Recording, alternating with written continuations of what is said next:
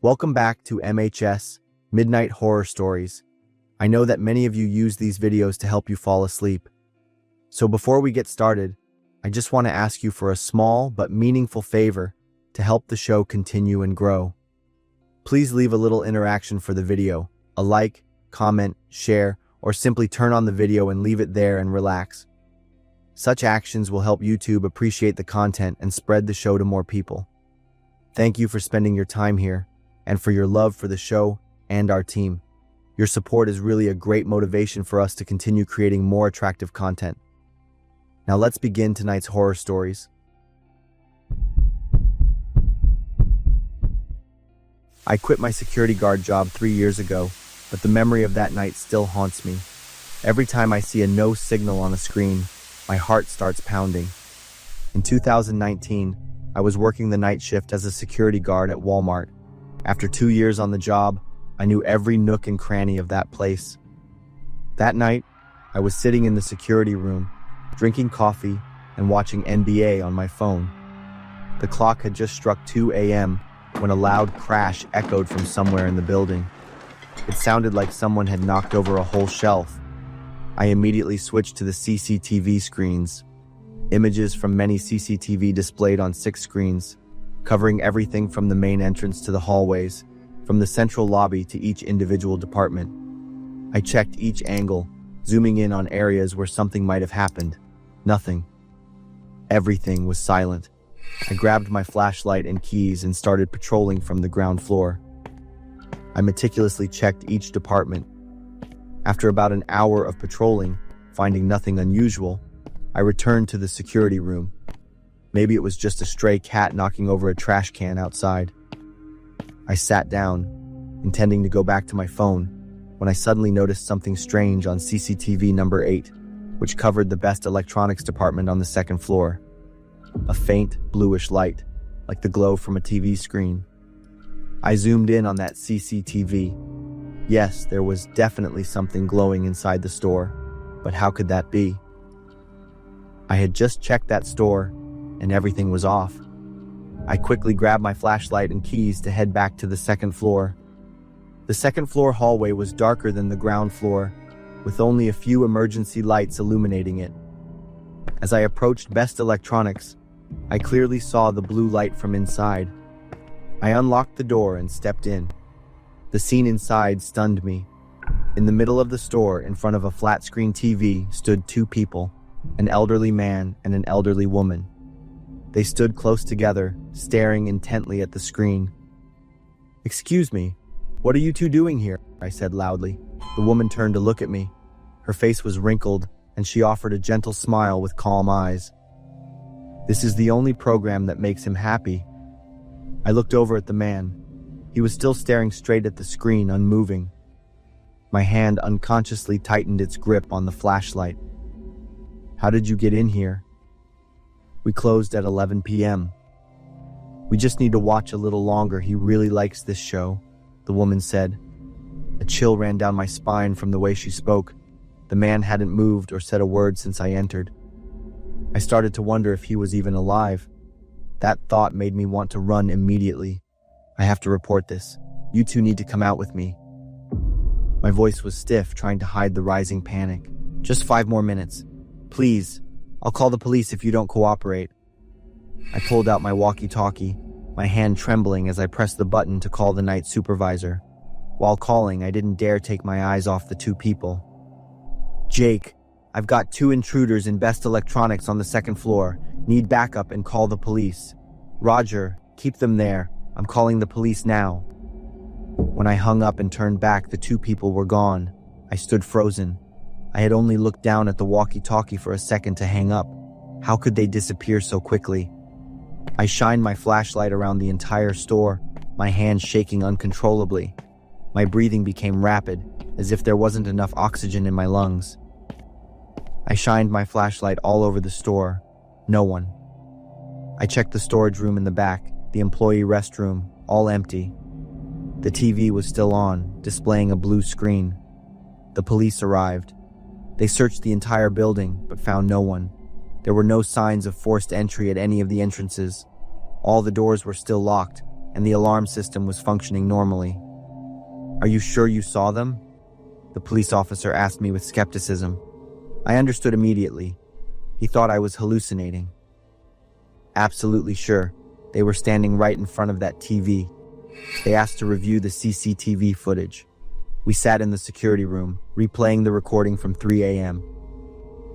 On the screen, I saw myself opening the door to Best Electronics and stepping inside. I stood in the store, shining my flashlight everywhere.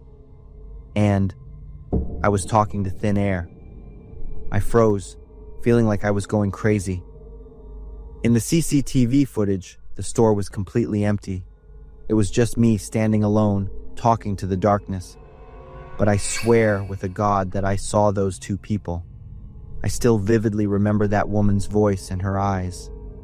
The police examined the CCTV footage until morning. On the screen, the TV was indeed on, emitting a blue light. But no one else was visible besides me. I worked for 3 more months, then quit. Not because I was afraid, but because I couldn't focus anymore. Every night on patrol, I would stop by Best Electronics. The TV was always off, the store always empty. But sometimes I still felt like someone was watching me from inside. 6 months later, I read that Best Electronics had closed down. The reason: low revenue and unexplained technical incidents. They said the electronic devices in the department would often turn on by themselves at night, especially the large flat-screen TV. That department is now a bakery, but I never dare go in. Some nights when I drive by, I still see the dim light from inside. It's as if the old couple is still standing there, watching their favorite show on a non-existent screen.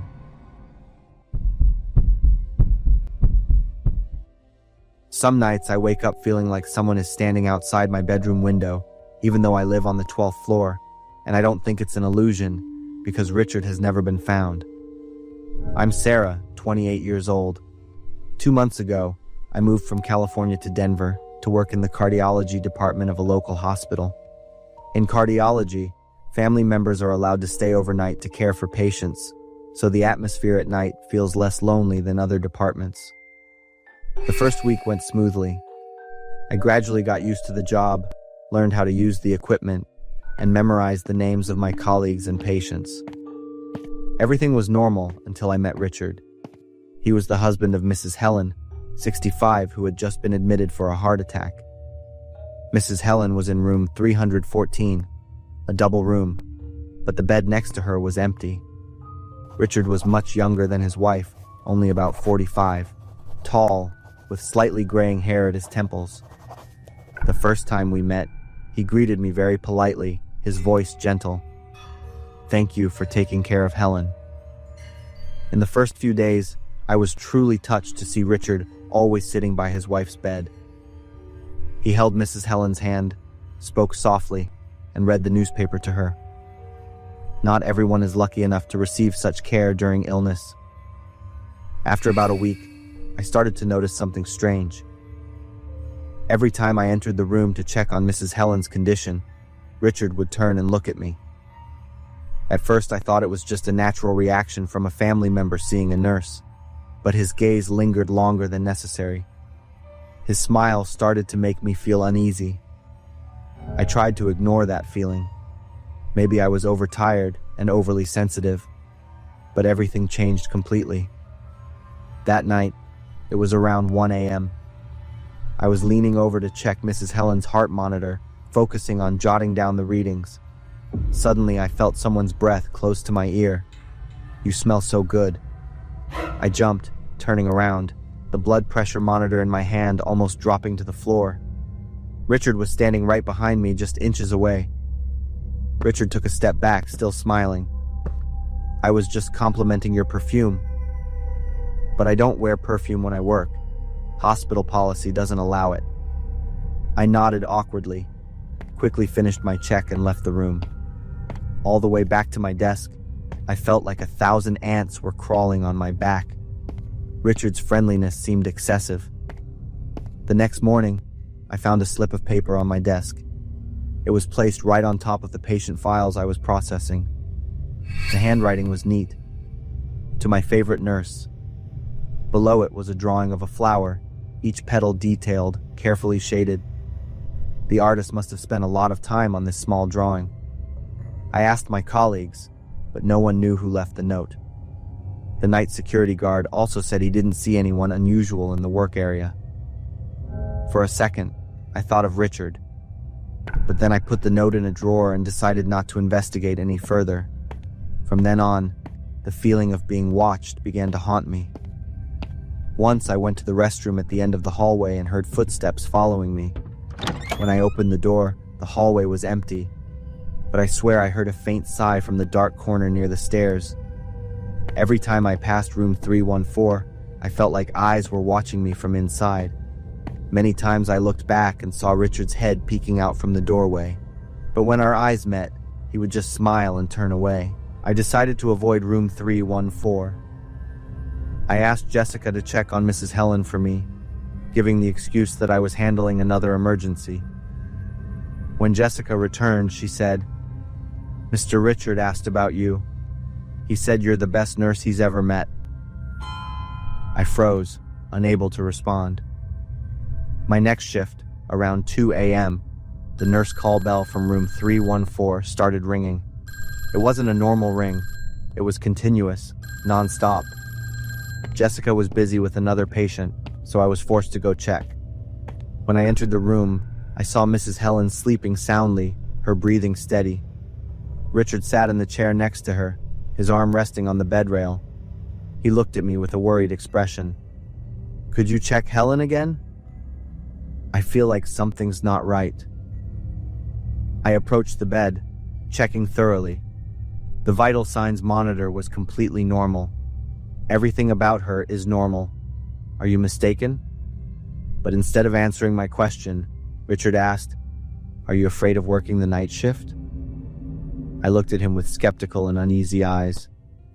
Was he intentionally pressing the bell to get me to come here? Many things can happen at night. A young girl like you, alone in an empty hospital, he said, his voice slow. Richard's face looked strange. His smile seemed to hide a hungry look. "I have to go check on another patient." I tried to act normal and quickly left.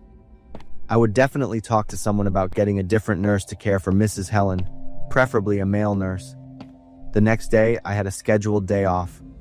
When I returned to work, Jessica told me about a man who had come looking for me on my day off. He said he was a family member of a patient who had been discharged and wanted to thank you. When I told him you weren't here, he looked very disappointed. Jessica described the man as middle-aged, tall, with slightly graying hair.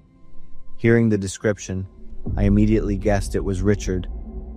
Richard disappeared that day, and the hospital could not contact him for the next few days. Helen had no relatives to take care of her. I went to the records room to check Helen Miller's information and find contact information for her other relatives. But what made me shiver was that, in the contact information section, Richard's name was not listed. The emergency contact was Helen's daughter, Jennifer, who lived in Portland. I took the phone number from the file and called Jennifer. "Richard? I don't know anyone by that name," Jennifer said. "My mom has been a widow for 15 years. She lives alone." Her voice was both confused and angry. I hung up, my hands trembling. Richard had lied to me. He had impersonated Mrs. Helen's husband for a whole week, so what was his real purpose? I called the police immediately. 2 days later, they called back. The result struck me like lightning. His name is Richard Hayes, 47 years old, and he works for the hospital's cleaning company. This job allowed him free access to medical areas and to collect personal information about staff without anyone suspecting. My legs felt like jelly. "We're actively searching for him," the police officer continued. "Would you be able to identify him if we apprehend him?" I agreed. Richard could be anywhere, still watching me from places I couldn't imagine. Jennifer immediately transferred Mrs. Helen to another hospital. The hospital apologized and reimbursed all medical expenses. Jennifer was also understanding and didn't make a big deal out of it. 2 months have passed, but Richard still hasn't been found.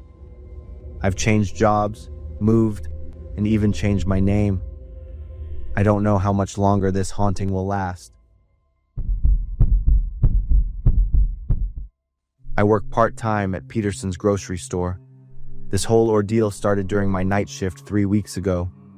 Usually after closing, I'd stay about 20 minutes to clean up. That night, I flipped the closed sign and started tidying the dry goods aisle, which customers had messed up. The hum of machinery was steady, blending with the occasional car passing by on the street. I liked this quiet. No grumpy Mr. Peterson, no customers asking questions.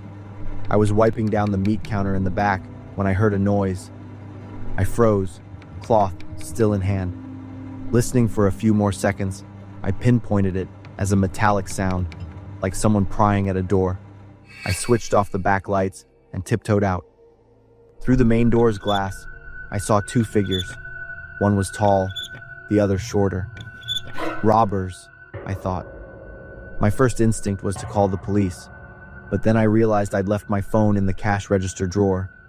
To get my phone, I'd have to pass the main door, right where they were. I took a risk, crawling along the floor towards the cash register. Suddenly, I heard a click. They'd opened the lock. I quickly ducked behind the counter. My heart pounded in my chest, and I bit my lip to keep from breathing too loudly. From my hiding spot, I saw 2 pairs of feet step inside. 1 pair of worn black leather shoes, 1 pair of white athletic shoes. They closed the door carefully. I peered through the reflective glass of the refrigerator. They both carried backpacks, and their hands held long objects. As they drew closer, the neon light from outside illuminated them, and I clearly saw the taller one holding a gun. I pressed myself into the darkest corner behind the counter, making myself as small as possible. They didn't pay attention to the shelves, but went straight to the cash register. Their footsteps stopped right beside me. I held my breath, knees pressed to my chest, arms wrapped tightly around myself, feeling my heartbeat stronger than ever. If he just bent down, I knew I would die. A few seconds later, their footsteps echoed again, moving further from where I was hiding. It seemed they'd found the owner's safe. For the next 10 minutes, there were sounds of drilling, sawing, and muffled whispers. My legs were going numb from crouching. My neck ached from craning my head to listen. But I didn't dare move. From how they talked to each other, I thought they seemed very professional. They knew exactly what they were doing, with calmness and a plan. I thought about how to escape. The back door could be opened from the inside, but I'd have to pass where they were. My phone was right on the counter, but I'd have to stand up straight to grab it. The metallic sounds finally stopped. The safe had been opened. It was almost over. They'd take the money and leave. I would survive. But unexpectedly, the phone on the counter rang.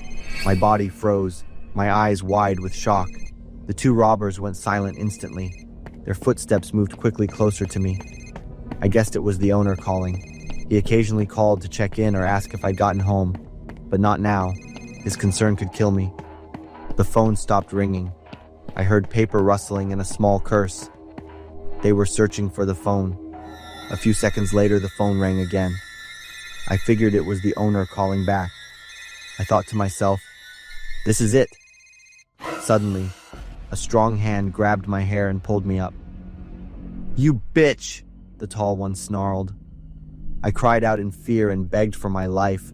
The other one quickly ran over. "There are lights at the end of the street. They're here. Damn it, find a way out."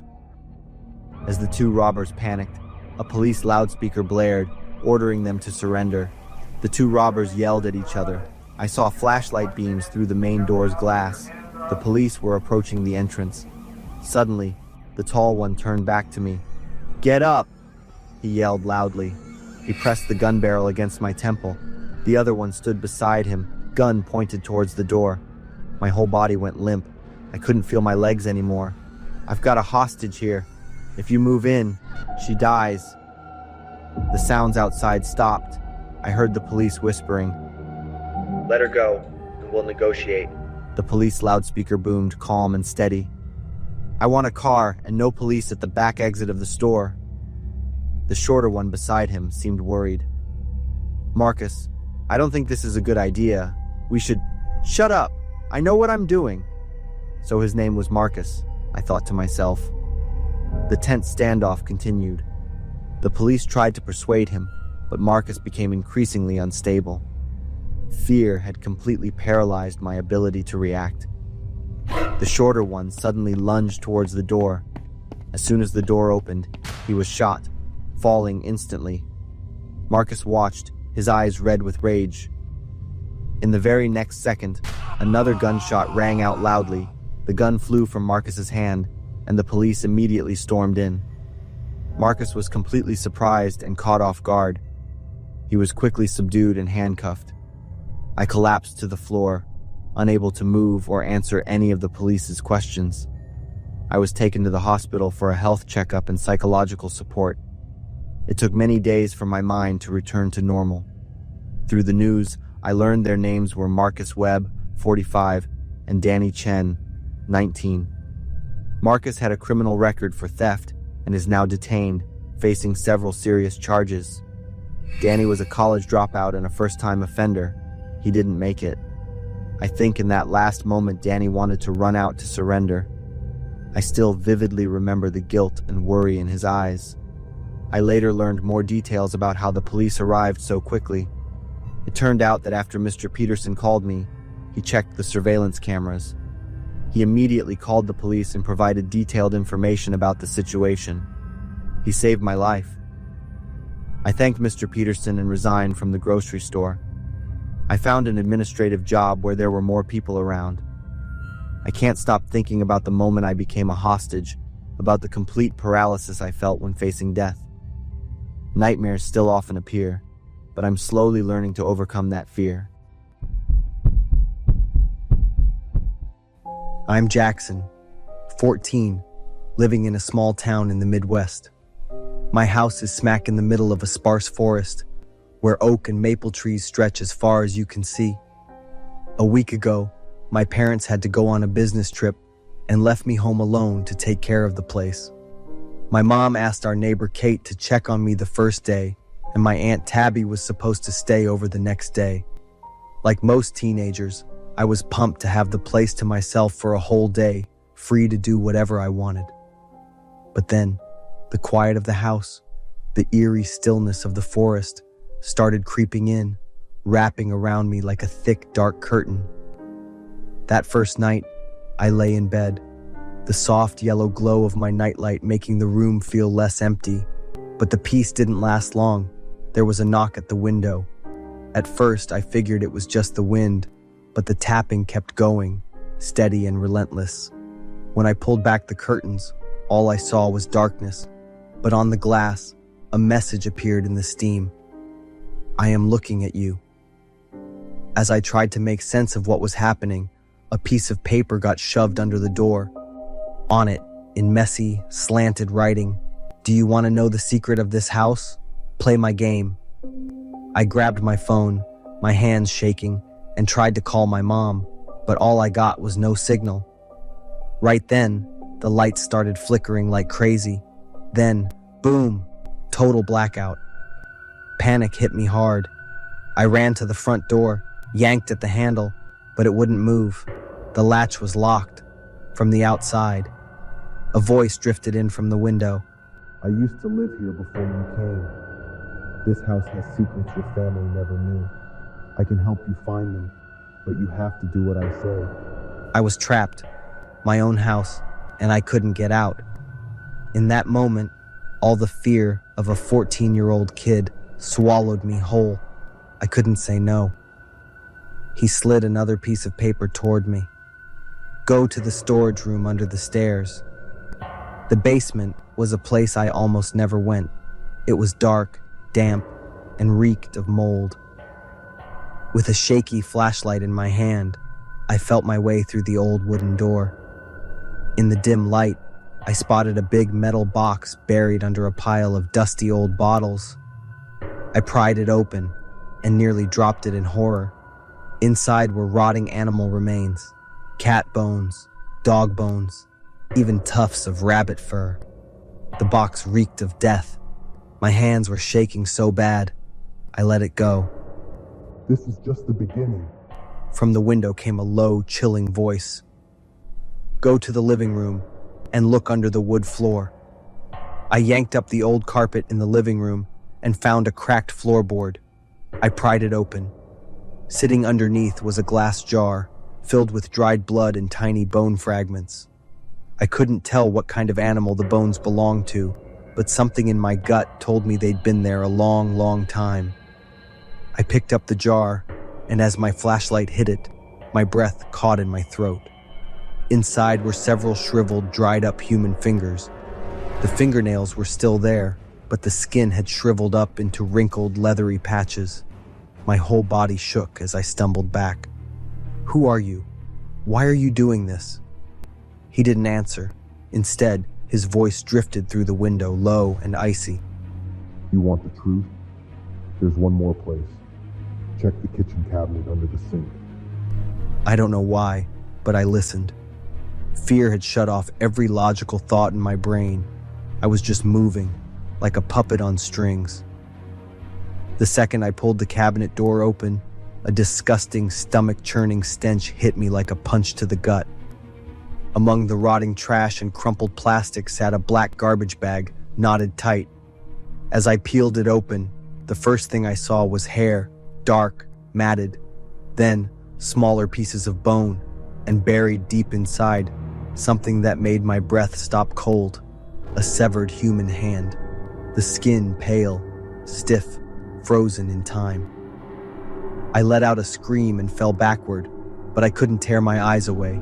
That hand, it clung to my mind, wrapping around me, pulling me down into a nightmare I couldn't escape. Then he stepped into view, standing outside the window. This time, he wasn't wearing a mask. His face was hollow, his eyes bulging with red veins, like he hadn't slept in years. Did you see that? He whispered. This used to be my house. I lived here when it was abandoned, but then your family came, and he chased me away. He pointed at the plastic bag. That's what I left behind, proof that I was here.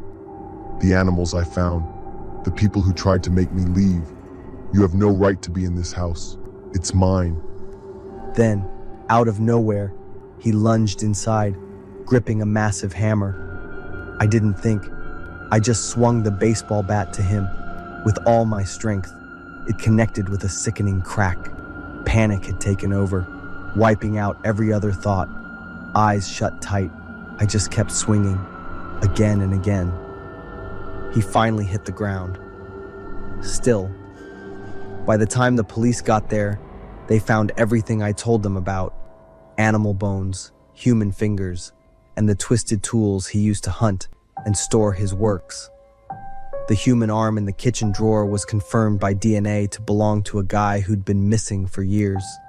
He used to live near the house and had a rocky history with the stranger.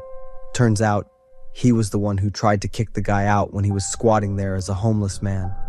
That stranger had been using the house as his hideout for years.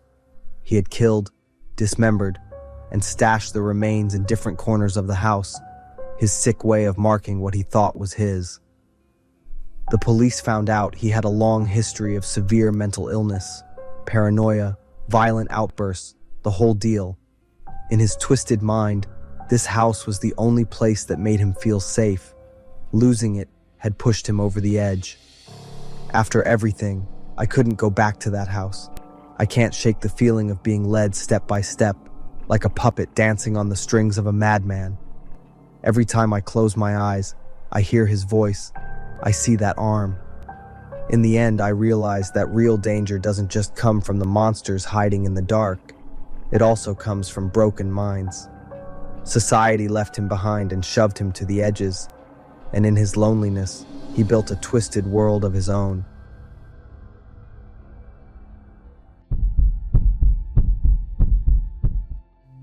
I still remember the day Ricky showed up at the dorm. He was tall and skinny, with pale skin like he'd never stepped outside in the sun. His messy black hair hung down over his forehead, almost covering his dark eyes. Ricky didn't smile or give me a friendly hello. He just nodded a little when I introduced myself. He gave me a quick glance and then turned away, dragging his small suitcase into the room. When Ricky talked, which wasn't often, his voice was low and clipped, like a chilly breeze that leaves you feeling cold but nothing else. From the start, there was this uneasy vibe about him, quiet but heavy, like something was off. Our dorm room was tiny and bare, just enough space for 2 beds, a shared desk, and a cramped wardrobe. Ricky didn't bring much, just a plain black backpack and a square cardboard box taped up with dull-colored tape. For some reason, every time I looked at that box, it felt like it weighed a ton. Ricky slid the box under his bed, like it was something sacred that no one could touch. Ever since he showed up, the vibe in the room got heavier by the day. During the day, Ricky was barely around. Where he went, or what he did, I had no idea, and I didn't want to ask. At night, Ricky usually sat at the desk with his back to me. He never turned on the lights, just used the dim glow from his laptop screen. That faint light lit up his face when I snuck a look, casting weird shadows on his hollow cheeks and deep-set eyes. One night, I woke up at 2 a.m., and there he was, still at the desk, typing slowly on his keyboard. The sound was steady, like a faint scratching on wood, echoing in the stiflingly quiet room. This creeping fear started to crawl into my head, but I kept telling myself I was just overthinking it. One evening, I met this girl named Emmy on Snapchat. She popped up out of nowhere, replying to a story I posted about dorm life. Emmy had this cute vibe, blonde hair to her shoulders, and a smile that lit up her whole face, which is what she showed on her avatar. We hit it off right away, and she seemed interested in my life. When I brought up Ricky, though, she got extra curious. I told her about all the weird stuff he did, the sketchy box under his bed, the late nights, and those intense, unsettling stares. She told me to be careful, but joked that maybe I was just overthinking it because I wasn't getting enough sleep. Then one night, things went from weird to straight up bad. I got back to the room later than usual after a study group. When I opened the door, there was Ricky, bent over, digging through my drawers. My heart froze. Ricky didn't even flinch or turn around, like getting caught didn't bother him at all. He just stood up, shut the drawer, and went back to his desk like nothing happened. I tried to play it cool, slowly walked to my bed, and sat down, but inside, I was freaking out. What was Ricky doing going through my stuff? And why didn't he act surprised when I caught him? Those questions kept spinning in my head, and I couldn't sleep at all that night. The suspicion hit a whole new level the next night. Ricky left the room, so I decided to check his stuff. I opened his suitcase and found just a few old clothes, folded way too neatly. I was about to walk away when I noticed the jacket hanging by Ricky's bed. Something in me said to check it out, even though I knew messing with someone else's stuff wasn't cool. As I pulled that old phone out of my pocket, the screen lit up. A Snapchat notification popped up. The account Emmy had just gotten a message. It felt like the ground disappeared beneath me. I opened the app, and everything clicked. Ricky was Emmy. Every conversation we'd had, all the feelings, thoughts, and fears I'd shared about him, he knew it all. A wave of dread washed over me, like I'd been completely exposed under his cold stare. In full-on panic mode, I ran to the closet and started shoving everything into my backpack. I had to get out of there, right then and there. Every second I could hear Ricky's footsteps getting closer. Before I bolted, I glanced at the box under his bed one last time. The lid was slightly open, and inside I saw candid photos of me. There were pictures of me sleeping, sitting in the library, even texting on Snapchat. I took off right in that night. My footsteps echoed through the dark hallway, blending with the sound of my pounding heart. I didn't dare look back. I didn't want to see Ricky or anything else chasing me. It wasn't until the dorm door slammed shut behind me that I finally stopped to catch my breath. But the fear didn't go away. I had no idea what had driven Ricky to do all that, and I didn't want to know. I just wanted to forget everything about that dorm room and never look back.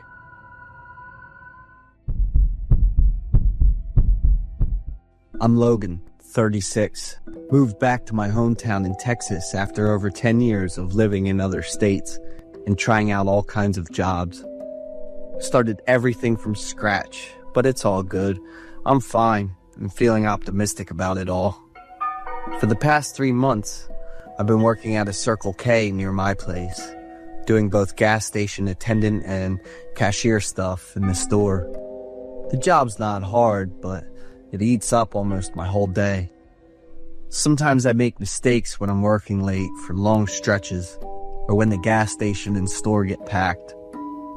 I told my boss we should hire someone else so we can split shifts.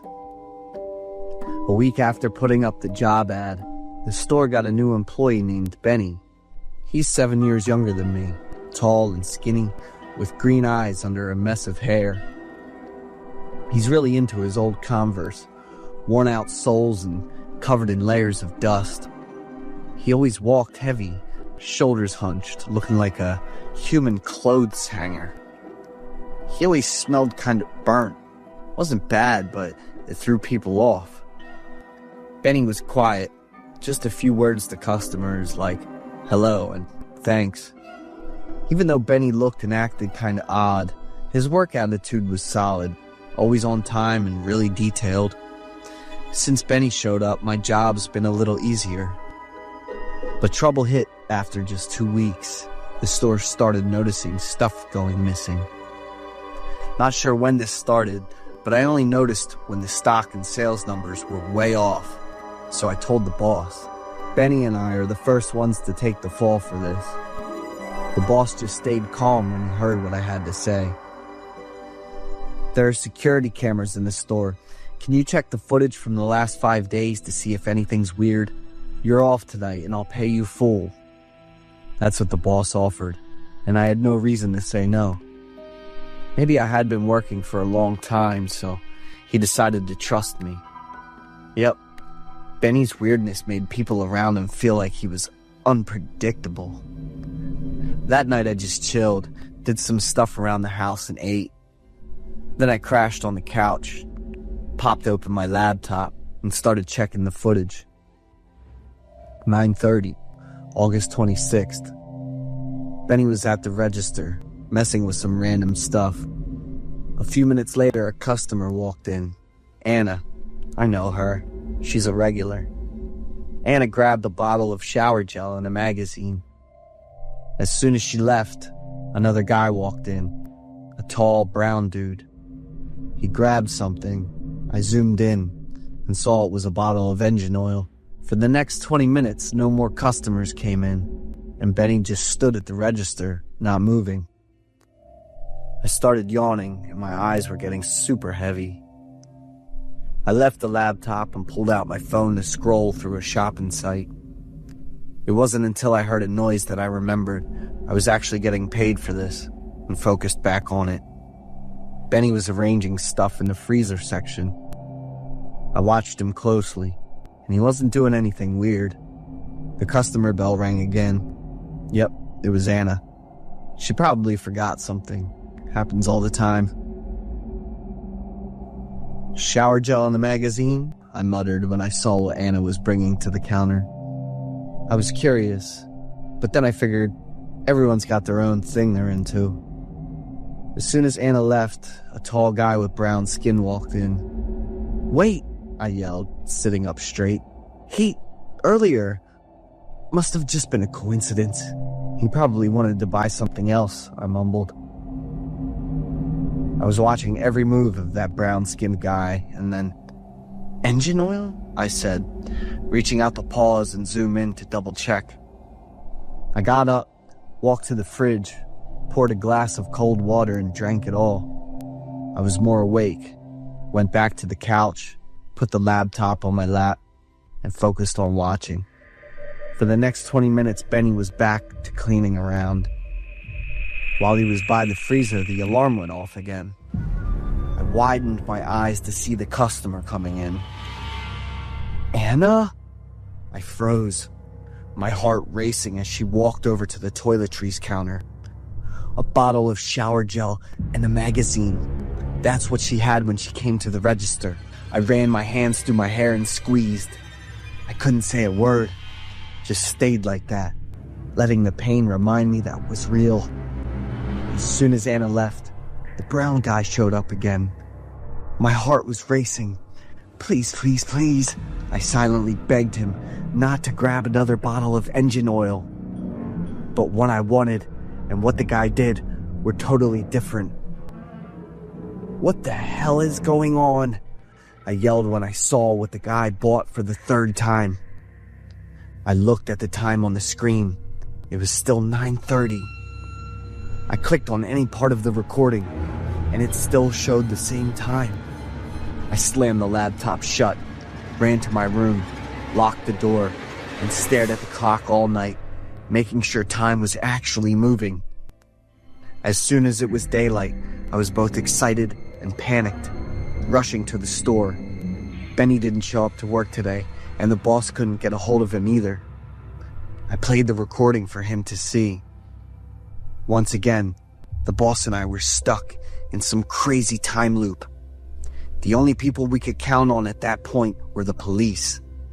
While we waited for the police to figure things out, the boss and I took turns running the store and the gas station. I was always distracted, just constantly staring at the clock. 2 days after the boss reported it, the police showed up at the store. Based on what you told us, we looked into this young guy named Benny Mason. He's 27. The address he put on his resume is your store. Didn't you catch that? 6 years ago, this place was home to a family of 6. Sadly, the house caught fire and everyone inside died. The oldest son in the house was the only one they couldn't find. When the police checked the tape again, they noticed something weird. With each loop, Benny's shadow on the floor kept getting shorter until it just disappeared.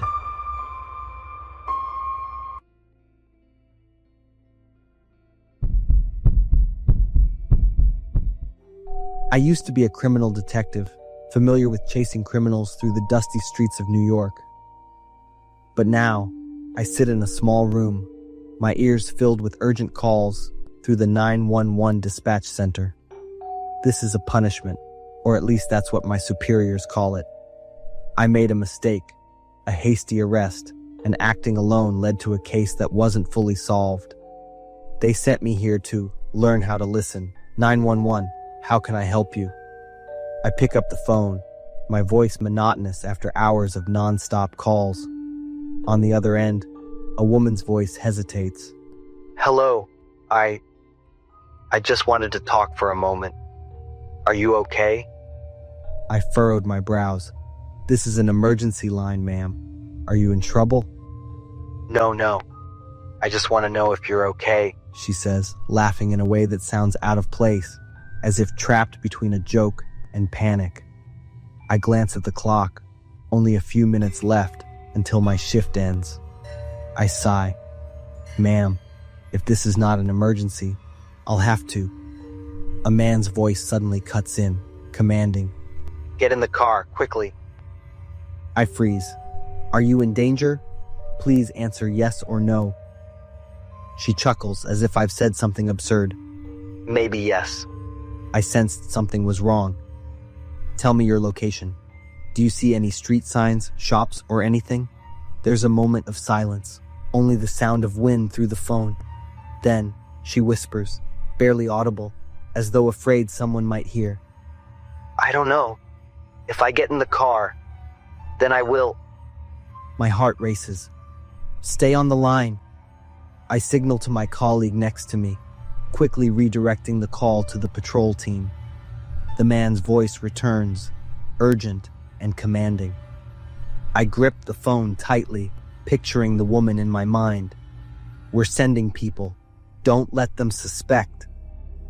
She doesn't answer, but I hear the man shout, followed by the sound of a car door slamming. The call disconnects. Soon after, I receive a message from an anonymous number. "Thank you for doing your role well tonight." I freeze, realizing I've been played. They didn't just disrupt the system, they led me into a trap.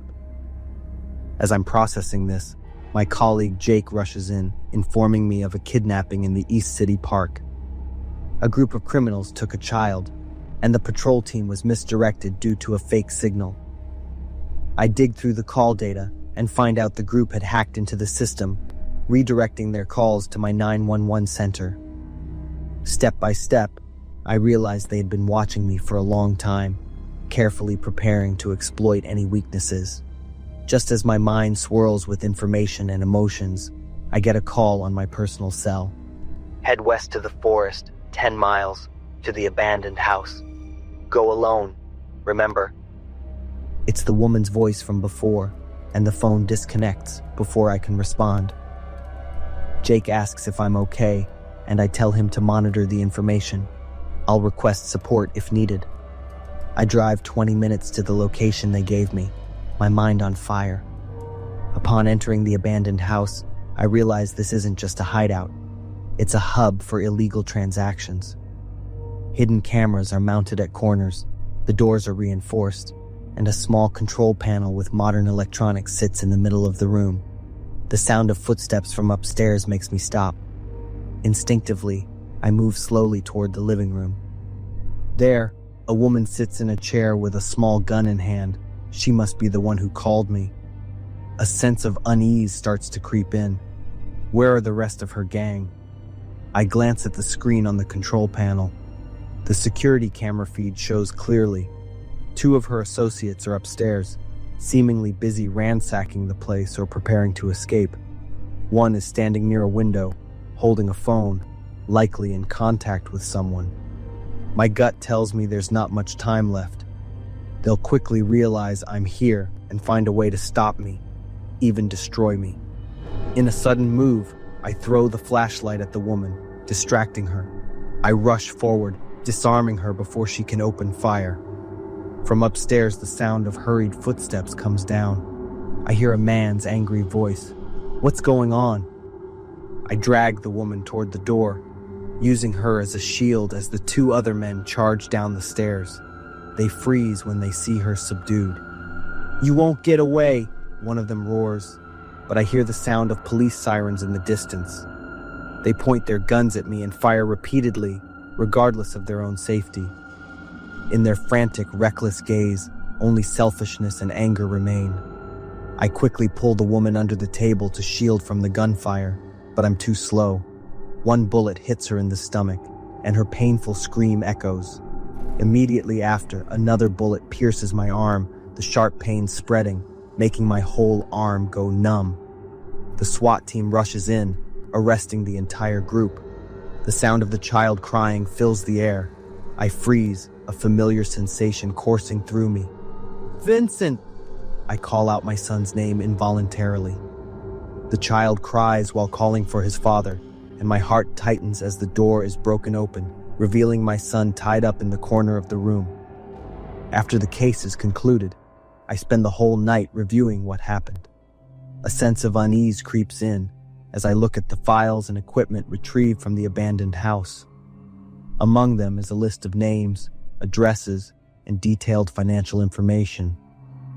Each line of text clearly appears under the desk lamp's light, and one name stands out: the leader of the human trafficking ring I had dismantled 5 years ago. Turning through other documents, I see scrawled notes describing a detailed plan. They had been watching me for a long time, recording my habits, work, and even my family. Red circles on a map of New York City mark areas where they once had operations.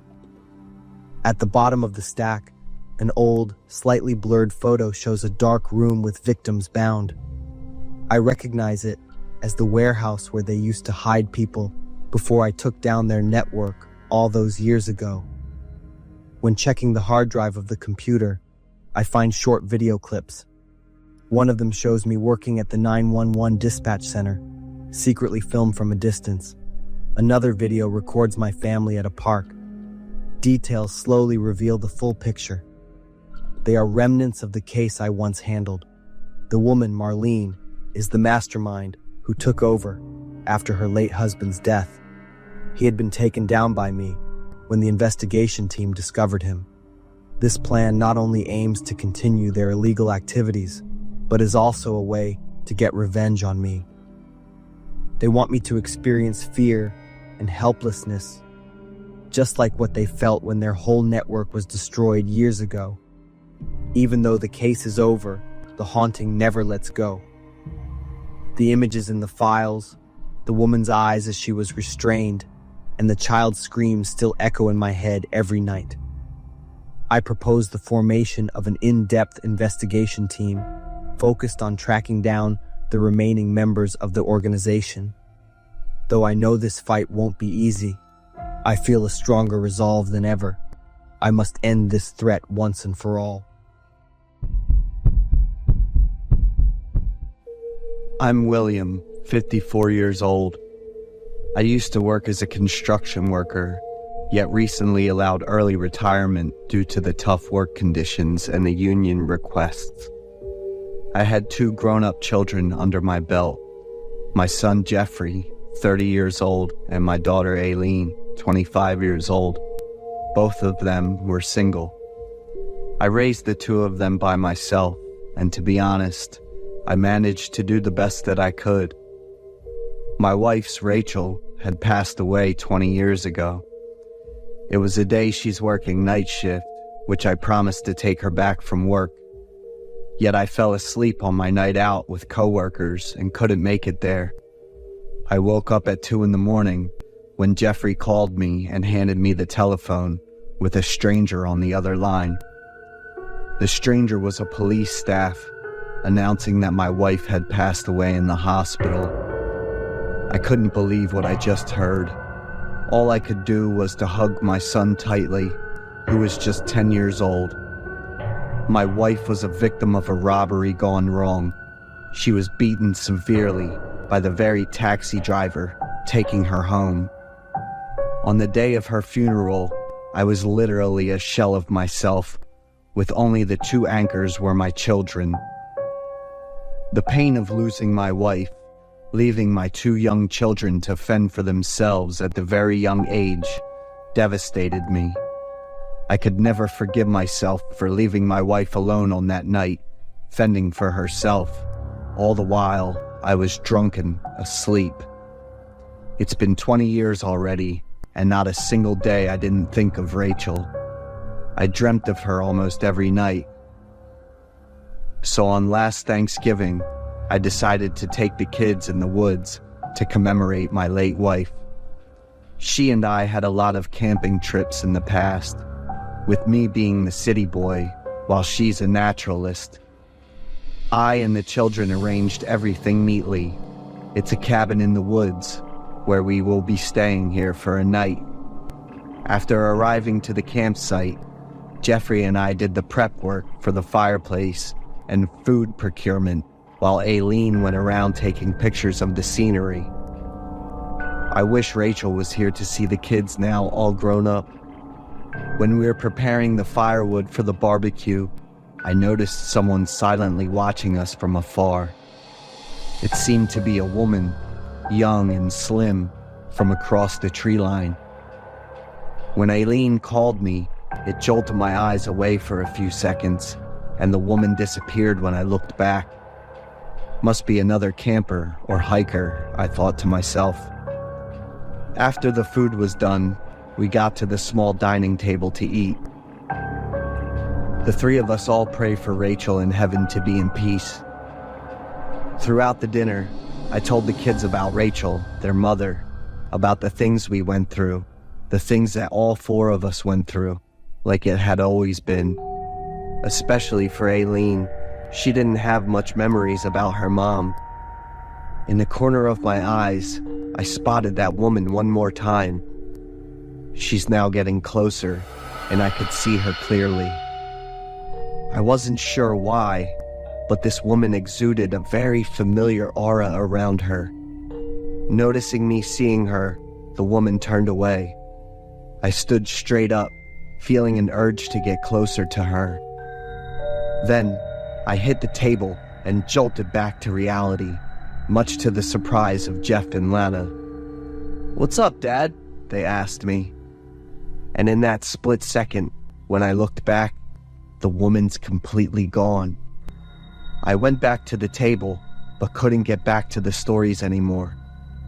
The night temperature dropped sharply, this deep in the woods, forcing us to stay within the warmth of the cabin's walls, heated up by the flickering firewood. I decided to tell Jeffrey and Aileen about the woman I saw earlier. I think she was in distress, and I would help her if she really needed help. I felt she was very familiar. My 2 children were curious when they heard about that woman. Jeff told me that I should tell him the next time seeing her, while Aileen told me to be careful around strangers. "Thanks, kiddo. I'll keep that in mind," I laughed, gently tapped on my daughter's forehead. I stood up to the kitchen to get more water for the kettle. On the way there, I accidentally lifted up the curtains around the dining table. A woman standing there startled me.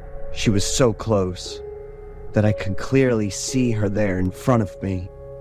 That was Rachel. No, it was the Rachel, still wearing the same clothes on her last day.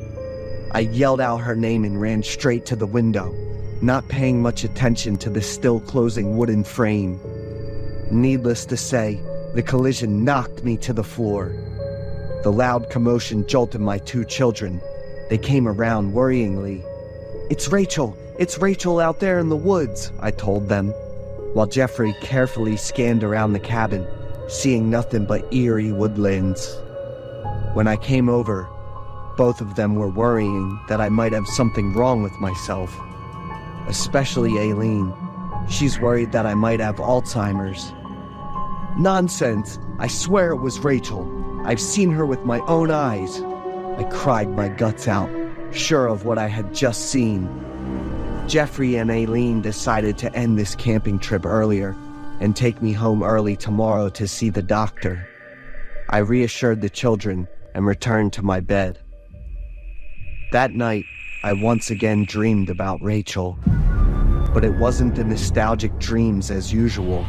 This time, it was the dream about her getting beaten badly, suffering all on her own. Rachel cried, asking why I didn't come there as promised. Woken up by the nightmare, I couldn't go back to sleep again. In the morning, I declined my children's offer of taking me home. I had to find Rachel. I needed to talk to her, that I missed her for all those years. I needed her to know that I am truly sorry for what I'd done. Jeffrey and Aileen must return due to their work, so they had to leave me there. But they worryingly told me to keep in touch at all times. Alone in the cabin, I stared at the beautiful Rachel on her wedding day. The old picture I had always kept in my wallet for many years. When I went out to get some fresh air, I saw her once again in the distance. This time, there wasn't anything that held me back. I immediately chased after her. Despite my consistent yelling for her, she just kept going. I went to a small lake in the woods before lost track of her. Suddenly, it's her voice coming from the middle of the lake. It's she calling me. I was happy, yet sad at the same time. I begged her for forgiveness. Slowly, I drifted myself further and further into the water, until the voice of Jeffrey and Aileen jolted me back from my trances. Rachel had completely disappeared from my sight. It was then that I realized I was halfway into the deep water, my feet and legs completely squeezed shut by the muddy silt. Now, fully awakened, it's time that my survival instinct kicked in. Jeff and Aileen had called off their work for today, feeling worried in their guts. After dragging me ashore, my 2 children cried like the time they were kids. They were so afraid I did something foolish. It was at this moment I realized Rachel wasn't here anymore. She had left 20 years ago now. It's all in my head that I'd made up to cover for my desires to see her again and to have her forgive me. I almost let myself down in both my sorrow and this cold lake. I had to let the past go. It's all about the present, for Jeffrey and Aileen. I went back home with my children. Right now, I was pretty content with my life. I have joined many senior clubs, making many new friends there. And in the corner of my mind, I believe Rachel had forgiven me long, long ago. I am Jordan, a tall guy who has lived with a feminine soul since I was 12. Fortunately, my family and loved ones have easily adapted to and accepted this. My best friend Lily is a beautiful girl. I love her brown skin and radiant smile. Lily isn't a celebrity, but she has significant influence on social media. With a steady following, she frequently receives free services. Although Lily's main job is full-time, Instagram is just a hobby for her, a way to enjoy perks from brands. Free cosmetics, beauty services, delicious meals, and fun activities are the benefits she receives from her side work. I feel very lucky to have a friend like Lily, who always shares these wonderful experiences with me. In 2018, during the Memorial Weekend, a small hotel in Miami contacted Lily through Instagram and offered to sponsor a free trip. She would stay at the hotel, take photos, and post a few stories on Instagram to promote it. In the contract they sent to Lily, there was a clause requiring her to pay for the flight ticket up front, and the hotel would reimburse her once she arrived. This time, Lily invited me to join because the contract stated that she could bring a friend along. Lily generously promised that if the hotel didn't pay for my flight, she would do it, so there was no reason for me to refuse. When we arrived in Miami, a man holding a sign with Lily's name and the hotel's logo was waiting at the airport. He led us to a black SUV, and that's when things started to get strange. The driver was a rather intimidating man with a large build, sunglasses, and a heavy voice. As we settled into the car, he suddenly became agitated. He demanded that Lily not bring a boyfriend but go with another girl, stating that it was a condition of the hotel. Both Lily and I were shocked and confused. The man who picked us up at the airport and the driver started arguing in a language we couldn't understand, making everything even more bizarre. Finally, the driver threw our luggage out of the car and sped off. Shocked, Lily immediately sent a message to Melissa, the hotel's PR manager, to tell her what happened. After 20 minutes of waiting in the airport lobby without any response, we decided to take a taxi to the hotel, but when we got there, we were shocked for the second time. The hotel we had planned to stay at had been renamed and was under completely different ownership. The hotel's Instagram account still existed, but when we compared it with the photos and posts on the account, everything seemed outdated. Lily felt deceived and couldn't stop crying from the embarrassment. With no other choice, we called the police. After an investigation, the detective confirmed that the hotel's Instagram account had been hacked and used to scam influencers like Lily. The police couldn't trace who was behind it, as all information regarding the former manager of the account led to dead ends. We were completely confused. Could someone have intentionally planned to lure girls like Lily into a dangerous trap? We decided to book a different hotel and stay in Miami for a few more days. But those thoughts kept haunting both me and Lily, making the trip no longer enjoyable. I became more worried when I thought that if Lily hadn't brought me along, would she have been the next target of the villain? It was terrifying to think that one small mistake could have led to something far worse. The hotel's Instagram account was later deleted, but we never received any information from them. Everything went silent, which made us even more anxious about what might have happened behind our backs. The fear still hasn't let go. Today, looking back at everything, we feel that luck truly smiled upon us.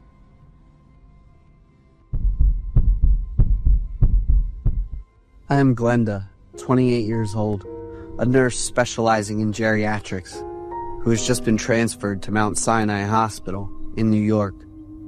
The hospital is implementing a new treatment method for elderly patients called soothing the soul. By giving patients teddy bears to keep them company, this therapy method has been somewhat effective, and both the patients and their families have embraced it enthusiastically. Some of the teddy bears are returned to the hospital when patients finish their treatment or pass away, depending on each patient's wishes. Among those teddy bears, I heard stories about Tenderheart Bear. A teddy bear, originally meant to carry a positive message of love, kindness, and compassion, had become an object of a curse at the hospital. Tenderheart Bear had been given to several patients before, but they all passed away shortly after receiving the gift. That's what my colleague Heather told me. Not believing in the supernatural story, I placed Tenderheart Bear in my office to observe it further. It was still just a soft teddy bear, with big round eyes and a heart-shaped symbol on its chest, representing love. Something so cute like this, how could it possibly hold a curse? I murmured to myself. But as I looked deeper into Tenderheart's eyes and its smile, I suddenly felt a chill run down my spine. "Glenda!" My colleague's voice startled me, and I jumped up, letting out a loud scream. I couldn't even understand my own emotions at that moment. Shaking it off, I pushed the feeling aside and continued with my work. The next day, when I arrived at the hospital, I was surprised to find that Tenderheart had disappeared. When I asked my colleagues, I learned that another nurse had taken it and given it to a patient. I panicked and ran to that patient's room. She was an elderly woman in her 60s with advanced Alzheimer's, and she was holding the teddy bear very affectionately. I tried every possible way to convince her, but I couldn't get the bear back. The patient clung to it tightly, repeatedly saying that it was a gift from her granddaughter. Feeling helpless, I eventually gave up and allowed her to keep the teddy bear. The very next day, the patient's health took a sudden turn for the worse. She refused to eat and fell into an unconscious state. By the evening of the same day, she passed away. I still didn't believe in the curse of Tenderheart until a week later, when another patient passed away just 2 days after receiving the bear. Holding Tenderheart in my hands, I looked at its cute face, but all I felt was fear and anxiety. I took the bear and hid it deep in a corner of the hospital's storage room, and everything went back to normal. About 2 weeks later, the hospital admitted a new patient, and I was the one assigned to take care of her. Her name was Elise, 70 years old, and she was undergoing treatment for both psychological and cardiovascular conditions. Elise's husband had passed away recently from a stroke, and her children and grandchildren also died a week later in a car accident.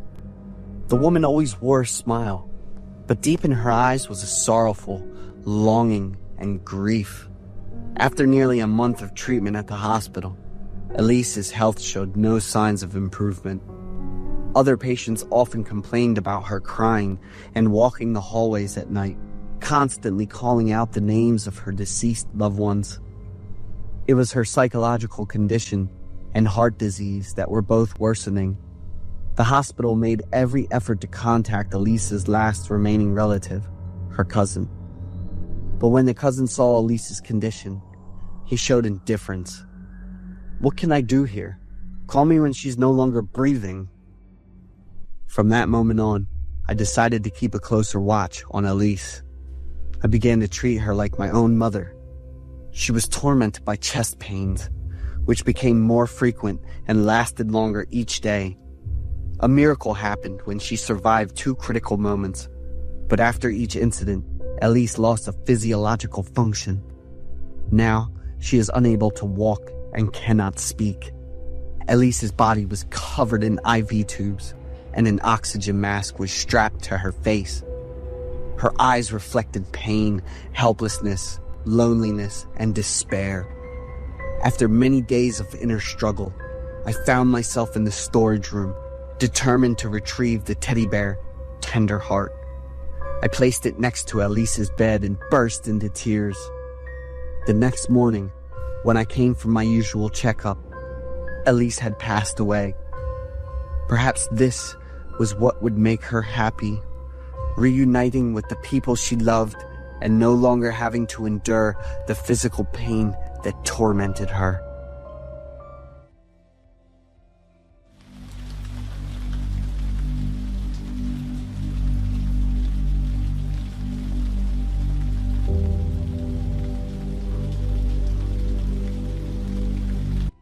Welcome back to MHS, Midnight Horror Stories.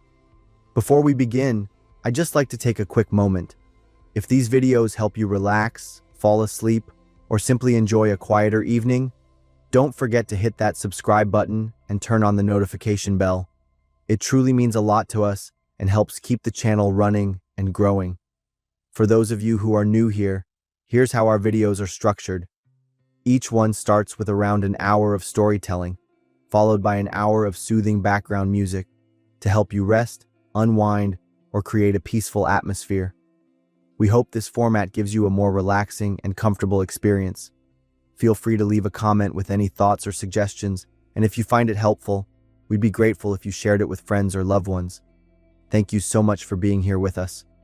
Now, let's get into tonight's stories. Every time I pass a McDonald's, my stomach still clenches.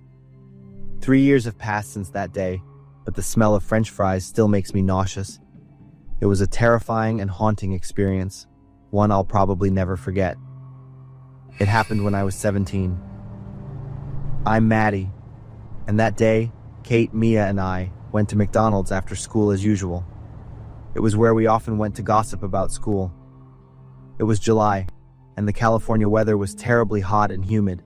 The store was quite empty, with only an old man reading a newspaper, a middle-aged couple, and our group. "What would you like to order?" The cashier's voice startled me. He was new. We had never seen him before. His service attitude wasn't as friendly as the previous female employee. We ordered as usual and sat down at our familiar table near the window. After a few stories, we realized the service time today was much longer. Usually the food was ready in just 10 minutes. "Why is it taking so long?" Kate started to get restless. I glanced towards the counter. Through the gap in the kitchen counter, I saw the employee working alone. His movements were quite slow. Finally, after nearly 30 minutes, he brought our food out. "Sorry to keep you waiting. I wanted to make sure everything was special." We took our food, feeling uncomfortable, so we decided not to eat at the restaurant anymore. We took our food to Kate's car parked outside. I sat in the back seat and opened the bag of French fries. The familiar smell of grease and salt wafted up, but there was something else that made me pause. A strange, fishy smell that I couldn't immediately identify. "The fries taste a little different today, don't they?" Hearing me, Mia immediately stopped eating and sniffed her food carefully. Kate also opened her bag to check. I brought the bag closer to my nose. The smell was stronger, not like spoiled food, but something very indescribable. "Look," I pointed to the bottom of the bag. There was a wet yellowish stain, unlike normal cooking oil.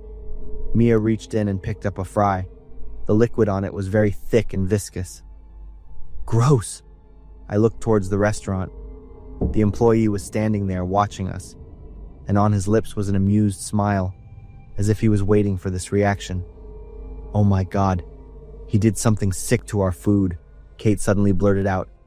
The air in the car seemed to freeze. A feeling of disgust rose from the depths of my stomach. Mia dropped the fry, frantically wiping her hands with a napkin.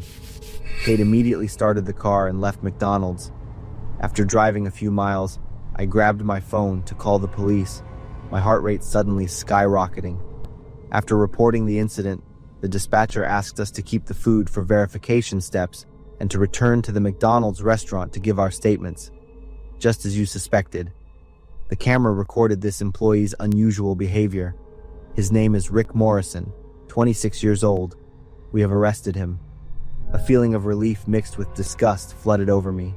We were right, but this truth made everything even more horrifying. The test results came back the next morning. The liquid on the food was identified as human semen. I vomited as soon as I heard this news. 2 weeks later, we were called to court to testify. Through further investigation, the police discovered that Rick Morrison had worked at 3 different McDonald's branches within 2 years. At each location, there were complaints about his strange behavior towards young female customers, but because there was no concrete evidence, he had remained at large until now. Morrison was sentenced to 3 years in prison for endangering the public and lewd conduct. He was also banned from working in the food industry for life and had to register on the sex offender list. The McDonald's manager met with us privately to apologize. They said they would tighten their recruitment process and employee background checks, but for us, apologies and commitments could not erase that feeling of disgust and haunting. Now, every time I pass any McDonald's, I still remember that day. We almost became victims of a pervert, but what I remember most is Morrison's gaze on the day of the trial. There was no remorse at all, only anger at being caught. From that day, I learned that our instincts are often right. When something feels off, trust that feeling, and most importantly, always have the courage to speak up when necessary, because perhaps if we hadn't, how many other victims would have to go through the same thing? There are stories you never want to have to tell again, but for the past 3 months, I haven't had a single night of peaceful sleep. I'm writing this story hoping it will make me feel better. It was late July, and the Texas weather was stifling hot. My mom picked me up from school and stopped at McDonald's to buy dinner. "Nick, order whatever you like," Mom said as we walked into the restaurant. Standing in line, my eyes were still glued to the arcade game machine. When I heard my mom speak, I looked up and scanned the store for the menu. That's when I saw him. A man in his 30s stood 3 people away from us. He was very tall and thin. What caught my attention wasn't just his appearance, but his behavior. He kept muttering things, his eyes constantly darting around. "Mom, look at that man," I whispered, feeling that something was off. My mom looked in the direction I pointed and frowned. "Let's go somewhere else." Mom gently pulled my hand, but curiosity held me back. "I want a large meal." His voice started to get louder, his hand wildly pointing at the menu board above the counter. The cashier, a young girl probably only a few years older than me, tried to keep her voice calm. "Sir, could you be more specific about your order?" "I'm hungry. I need to eat now," he yelled, slamming his fist on the counter, making another customer's soda spill all over the floor. Everyone turned to look. Some customers had already left. I felt my heart pound, not from fear, but from excitement.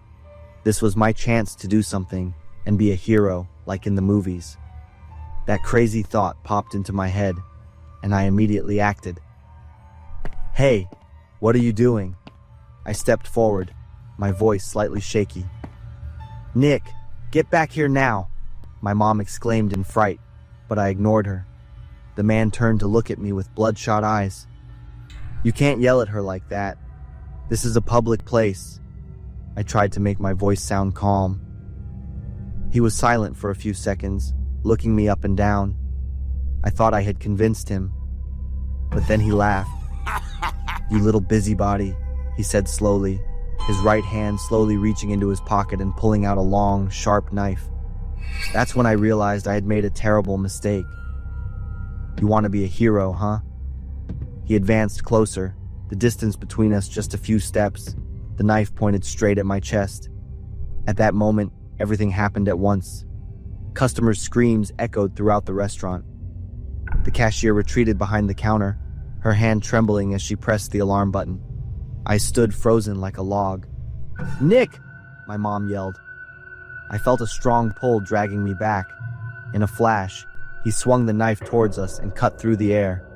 Mom pulled me and ran towards the exit, along with the other customers. I heard him yelling and cursing behind us. "You brat! I'll kill you!" Once in the parking lot, my mom immediately called the police. While waiting, I looked back through the restaurant's glass doors. He was still inside, waving the knife and yelling at the employees who had hidden in the back room. "The police will be here in 5 minutes. Are you okay?" my mom said, her trembling hand on my shoulder. I shook my head, although in reality, I was very nauseous. The feeling of excitement hadn't completely worn off, but it was starting to give way to fear and regret. I had almost died because of my foolish overconfidence.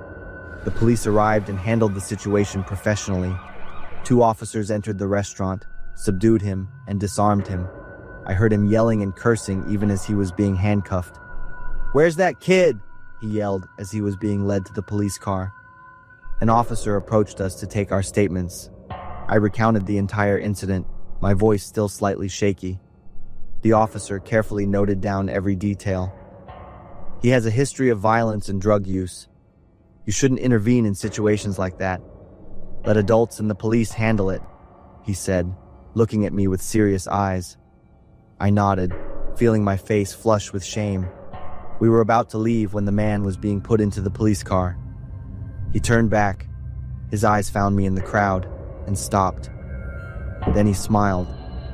But this time there was something more malicious, as if he was memorizing my face.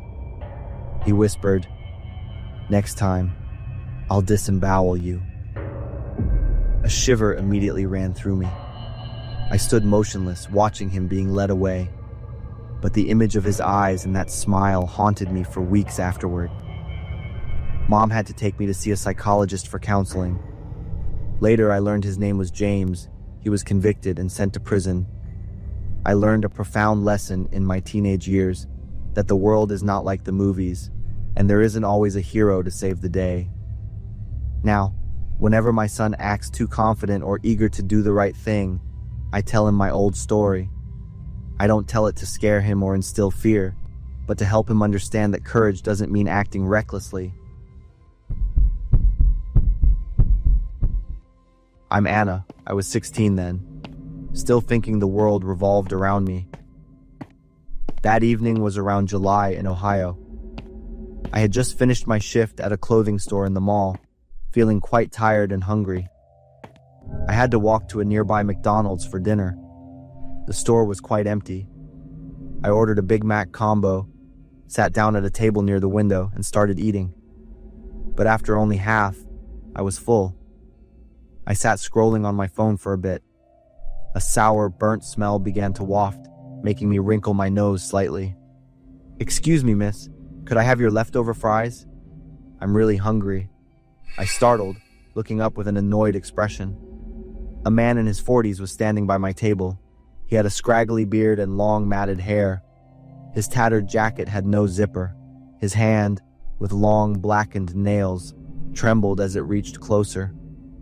I looked him up and down, feeling nauseated by his body odor. At the time, I thought he would transmit infectious diseases. I refused bluntly. "No." I covered the fries with my arm. "Please stand a little further away from me." He froze. "But you're not eating them anymore. I'll take them home or do whatever I want. You should find a job instead of begging like this. You look disgusting." His face flushed. "You don't understand anything about my life," I replied with a sarcastic and condescending tone that I understood he was lazy. I even added contemptuous remarks about his appearance, about him daring to approach me in such a state. Unable to stand near that man any longer, I stood up and called out loudly. The store's security guard quickly approached. I pointed at the homeless man with a feigned look of fear, saying he was bothering me. The lies flowed easily. I fabricated that he asked for money and threatened me. The man hastily tried to explain, but I cut him off and added more serious accusations. He even cursed and threatened to follow me home. I saw his eyes widen in shock and despair, but instead of feeling guilty, I felt a sense of satisfaction. He was dragged by security towards the door. During the struggle, the man was shoved. He fell face down onto the street. A clear cracking sound echoed. He screamed in pain and sat up, blood flowing from his mouth. One hand covered his mouth, and on the other palm was his front tooth. I walked back into the store with a satisfied expression and a feeling of victory. A moment later, I walked home, a 20-minute walk through the quiet student neighborhood. As I passed a dark alley, something suddenly hit me hard on the head. Pain exploded, and I screamed loudly. When I turned around, I was surprised to see the beggar from earlier. In his hand was a rather large rock. His hateful gaze pierced deep into me without blinking. It was just him and me facing each other on the deserted street. That's when I was truly scared, wanting to run, but my feet felt nailed to the ground. He slowly approached. He began to talk about his past in a trembling voice. He also once had a small family and a comfortable life, but misfortune struck, causing his company to close, and his wife and children left. He lost everything within a few months. The man's voice was broken, each word causing pain as it was uttered. I shook my head, unable to say anything, only looking at him with horror. He suddenly roared, lunged, grabbed my shoulders, and shook me hard. "I have feelings too. I suffer too," he screamed, blood-tinged saliva splattering on my face. I sobbed uncontrollably and begged him for forgiveness. His grip tightened even more. "I deserve respect too. I'm human too." I pushed him away and fell backward. Without wasting a second, I sprang up, turned around, and ran at full speed. I didn't dare to look back. His screams echoed behind me, then faded away. I ran until I reached home. I rushed into my room, locked the door, and then slumped onto the floor, my whole body still trembling. I couldn't sleep that entire night. What he said kept echoing in my head. I'm human too. For the first time, I began to think about how cruel I had been. No one deserves to be treated like trash just because they are poor. Since that night, I no longer looked at homeless people with fear or contempt. I always carry a few spare bills, some leftover food to share. Not to atone for my sins, but to remind myself never to forget. A cold word can also leave a wound that never heals.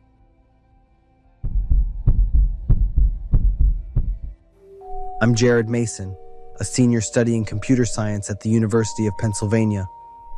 My life revolves around stressful classes, group projects, and the familiar coffee shop near campus. But that day, everything changed forever.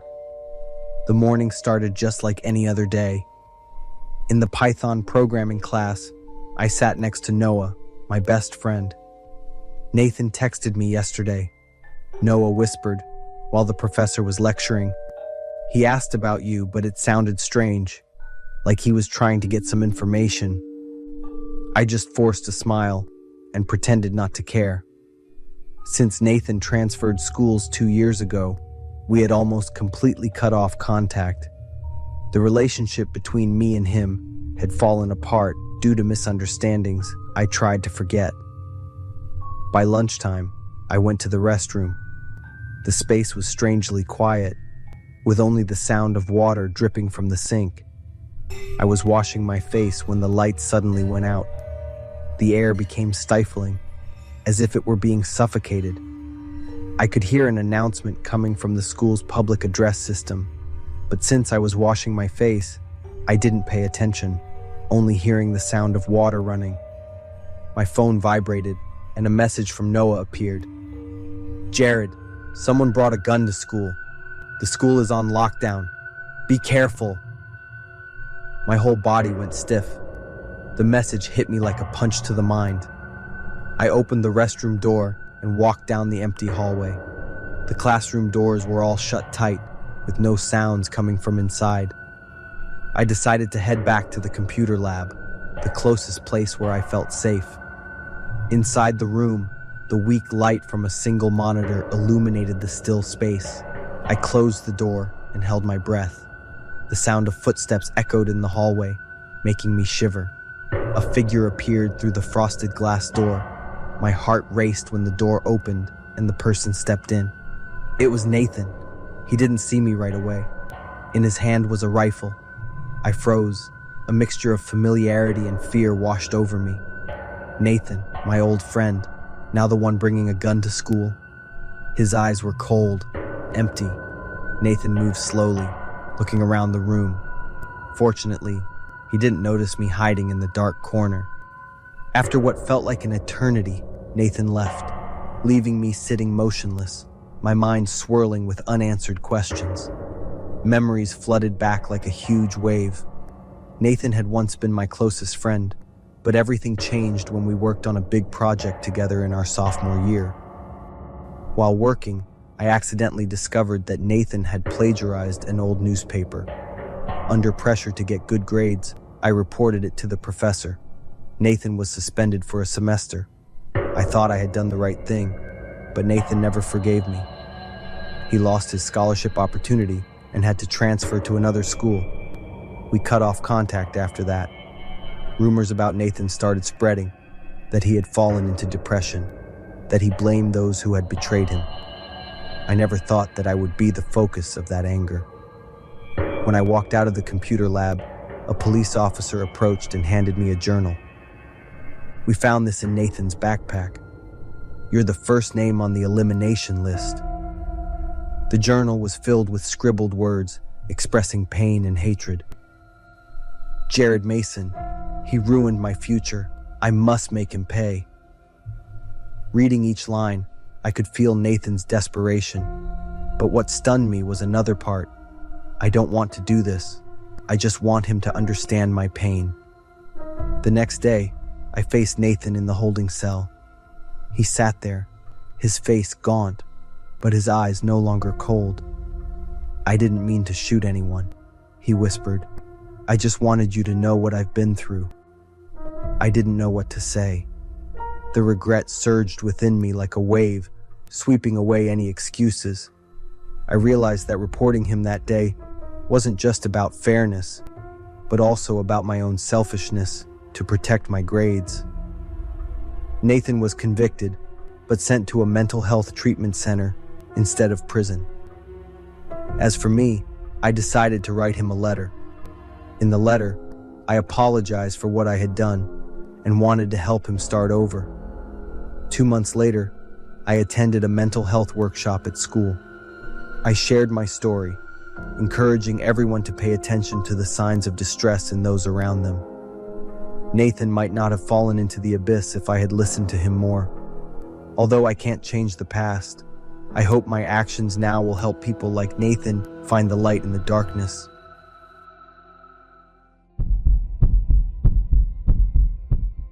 I'm Bradley, a senior majoring in marketing at Stanford. Our group of 5 has been tight since freshman year. Me, Steve, Joe, Naomi, and Jenny. We were all really proud to be the top students in the class. Especially Jenny. She's the school beauty queen, super pretty and talented. Since it's senior year and studying is pretty tough, we'll just meet once a week. The meeting place will rotate at each person's home or apartment. 6 months ago, on a Sunday evening, that was our group's get-together before we started the stressful exam review period. The meeting was set for 8 p.m. at Steve's place. Steve's family was pretty well off, so he lives in a spacious house that his parents gave him for his 18th birthday. Everyone showed up on time, except Jenny. In the afternoon, he mentioned he'd be picking up some beer and told us not to be late. After 20 minutes of waiting, Jenny still hadn't shown up. We set the food on the table in Steve's bedroom and started chatting. We'd collect stories about studying, love, family, and more over the week and share them. More than 40 minutes after the meeting, Steve, Joe, and I swapped guys' stories. Naomi kept calling Jenny, but she still didn't answer. This girl is really like that, showing up and disappearing, coming and going all over the place. An hour had passed. The food on the table was a mess, and the stories were starting to dwindle. We had a few minutes of silence, each of us holding our phones. The power went out suddenly, so we grabbed our phones and turned on the flashlights. The room felt a bit eerie with the dim light. Everyone's faces looked half in shadow and half lit, and their expressions were pretty tense. Joe suddenly burst out laughing. Are you scared? There are 4 of us here. 5 people, Steve muttered, but it was loud enough for all of us to hear. I mean, Jenny hasn't come. Steve looked a bit embarrassed, and we all exchanged smiles. We all knew Steve had a crush on Jenny for ages, but he never had the guts to say anything. Joe came up with a new idea. Each person would share a ghost story. I agreed. The spooky atmosphere made the ghost stories way more interesting. First up was Naomi. She told a story about a young guy who delivered pizza. When he got to the address, his friends jumped out and scared him. He was so scared that he had a heart attack and almost died. What kind of ghost story doesn't have a bit of suspense? Joe made fun of Naomi's story, while Steve and I just laughed. It was my turn next, followed by Steve's, and Joe kept complaining that the stories were too boring. But when it was his turn, his face looked confused and scared. Joe changed the subject and started gossiping about Jenny. A friend told me that some rich guy confessed to Jenny this afternoon. It's not surprising that someone confessed to her.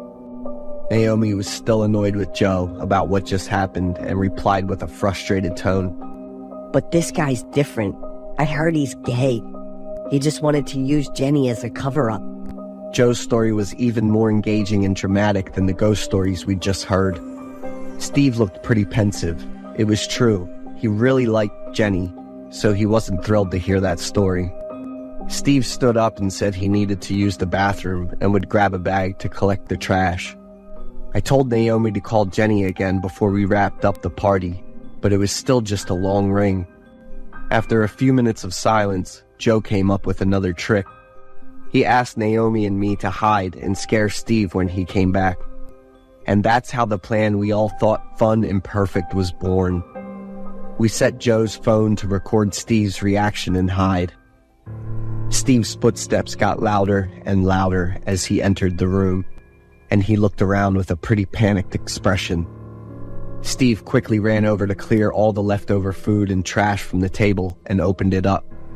The 3 of us stood silently watching Steve without saying anything. It turned out the table was actually a box the whole time, and we had no idea. Steve stared at the box for a long time with a worried look, before quickly turning around and leaving. As soon as he left, we showed ourselves. The 3 of us didn't say a word, just looked at each other with confused expressions before walking over to the still open box. Naomi screamed right away, her voice sounding like it was about to snap. Joe and I clung to each other tightly, like we were trying to hold on for dear life. Inside the box was Jenny, her body twisted and her blue dress almost completely red. Steve came back with a sack in one hand and a sharp knife in the other. We looked at Steve, and he looked back at us with a stiff, unblinking gaze. I probably need to grab 3 more sacks. Steve growled and tightened his grip on the knife. I grabbed Naomi and pushed her to run quickly, shouting at Joe to get out of the way. After a while, Joe and I managed to subdue Steve, but we both ended up with some serious cuts on our hands. Naomi cried and called the police, and they arrived just in time. Naomi, Joe, and I were stunned to find out that Steve had murdered Jenny. He was the rich guy from Joe's story. Steve had multiple personalities, one of which liked Jenny, and another that was interested in a different guy at the same time. The trauma of having his sexuality exposed and being rejected by Jenny drove him to madness. So which personality did Steve use when he was with us over the past 5 years? We had so many great memories together, and the image of a kind, warm friend was completely shattered. Our close-knit group of 5 friends had to go through such a horrific and terrible experience. Naomi was deeply affected psychologically after seeing Jenny's body. Joe also became much quieter and more cautious. But in the end, we always supported each other, prayed for Jenny, and remembered Steve. I am Julia, 24 years old, living alone in a small apartment in a quiet suburban area. As someone who lives quite frugally, I often use Craigslist to buy and sell secondhand items. Sometimes I read the missed connections section, where people write about fleeting moments with someone they missed the chance to connect with. I see it as an interesting way to kill time, reading strange or sometimes funny stories. One evening, while scrolling through missed connections, a post caught my eye. The headline was simple yet bizarre. The girl in the red coat at the supermarket near Elm Street. The post described a brown-haired girl with a ponytail, buying fruits and canned goods, exactly like what I had done that day. I felt a slight chill, but quickly brushed it off. It was probably just a coincidence, and I wasn't the only one with such appearance or habits. A few days later, I needed to buy some more items, so I went back to the familiar supermarket. The atmosphere in the supermarket was as usual, busy but not too crowded. I pushed the shopping cart through the aisles, picking out groceries, but throughout that time, I had the feeling that someone was watching me. When I turned around, I caught the gaze of a man standing a few meters away from me. He was thin, wearing a black hoodie with a pale face, deep-set eyes, and tightly pressed lips. He stood motionless, staring at me intently, as if he wanted to engrave my image into his mind. I pretended not to notice and quickly moved to another area, but every time I looked up, I saw him appearing nearby, always maintaining just enough distance to avoid being too obvious.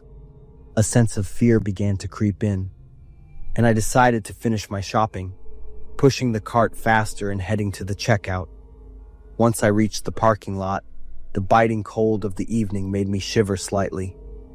As I was putting the bags in the trunk, I saw him again, standing near the exit of the parking lot, his eyes still fixed on me. I hurried into the car, locked the doors, and drove home. In my mind, I tried to reassure myself that he was probably just a strange person, and there was no need to overthink it. That night, as I sat on the bed, I opened Craigslist again, out of habit. This time, a new post appeared in the missed connections section. The headline made my blood run cold. The girl who left the supermarket tonight, driving the silver car. I nearly dropped my phone as I read the content of the post. He described exactly what I was wearing, how I looked around anxiously, and even wrote, "I want to be with you. Just give me a chance." I couldn't believe my eyes. My whole body trembled, not knowing what to do. I thought about calling the police, but with just this evidence, it wouldn't be convincing enough. I decided to reply to the post, asking him to stop and warning that I would call the police if he continued. But deep down, I was worried that doing this might only make things worse. A few days later, everything calmed down. I didn't receive any further responses to my post. I began to think that maybe he had given up, but that peace was only temporary. One night, while watching TV in the living room, my phone vibrated with a new email notification. I opened it and almost dropped my phone. Attached to the email was a photo taken from outside the window, a picture of me sitting on the sofa. My heart was pounding and cold sweat poured over me. I rushed to check all the windows and the front door, making sure they were locked. But before I could do anything else, a loud noise echoed from the living room window. The glass shattered, and a hand reached through, forcefully pulling the door open. I screamed in fear, ran to the bedroom, locked the door tightly, and called 911 in a panic. Police sirens echoed not long after. I heard the sound of footsteps running, and then everything became silent. When the police broke down the door, they announced that the intruder had escaped. I sat huddled on the bed, my whole body trembling, tears streaming down my face. The police found a sharp knife and several pieces of paper with scrawled writing left near the window. They were lines expressing his obsession with me. I couldn't stay in that house for another minute. The next day, I packed my things and moved in temporarily with a close friend in another city. But even after leaving that place, the feeling of being watched still haunted me. I always felt like someone was watching me from the shadows. Every time I heard footsteps behind me or saw a car slow down near me, I would jump and turn around, my heart racing. I deleted the Craigslist app and promised myself I would never open it again. This story is not only a warning about the hidden dangers online, but also a haunting that will forever be etched in my mind.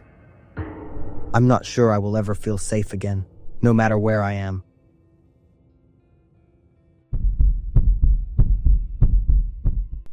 I'm Mark, 29 years old, and I'm working as an engineer.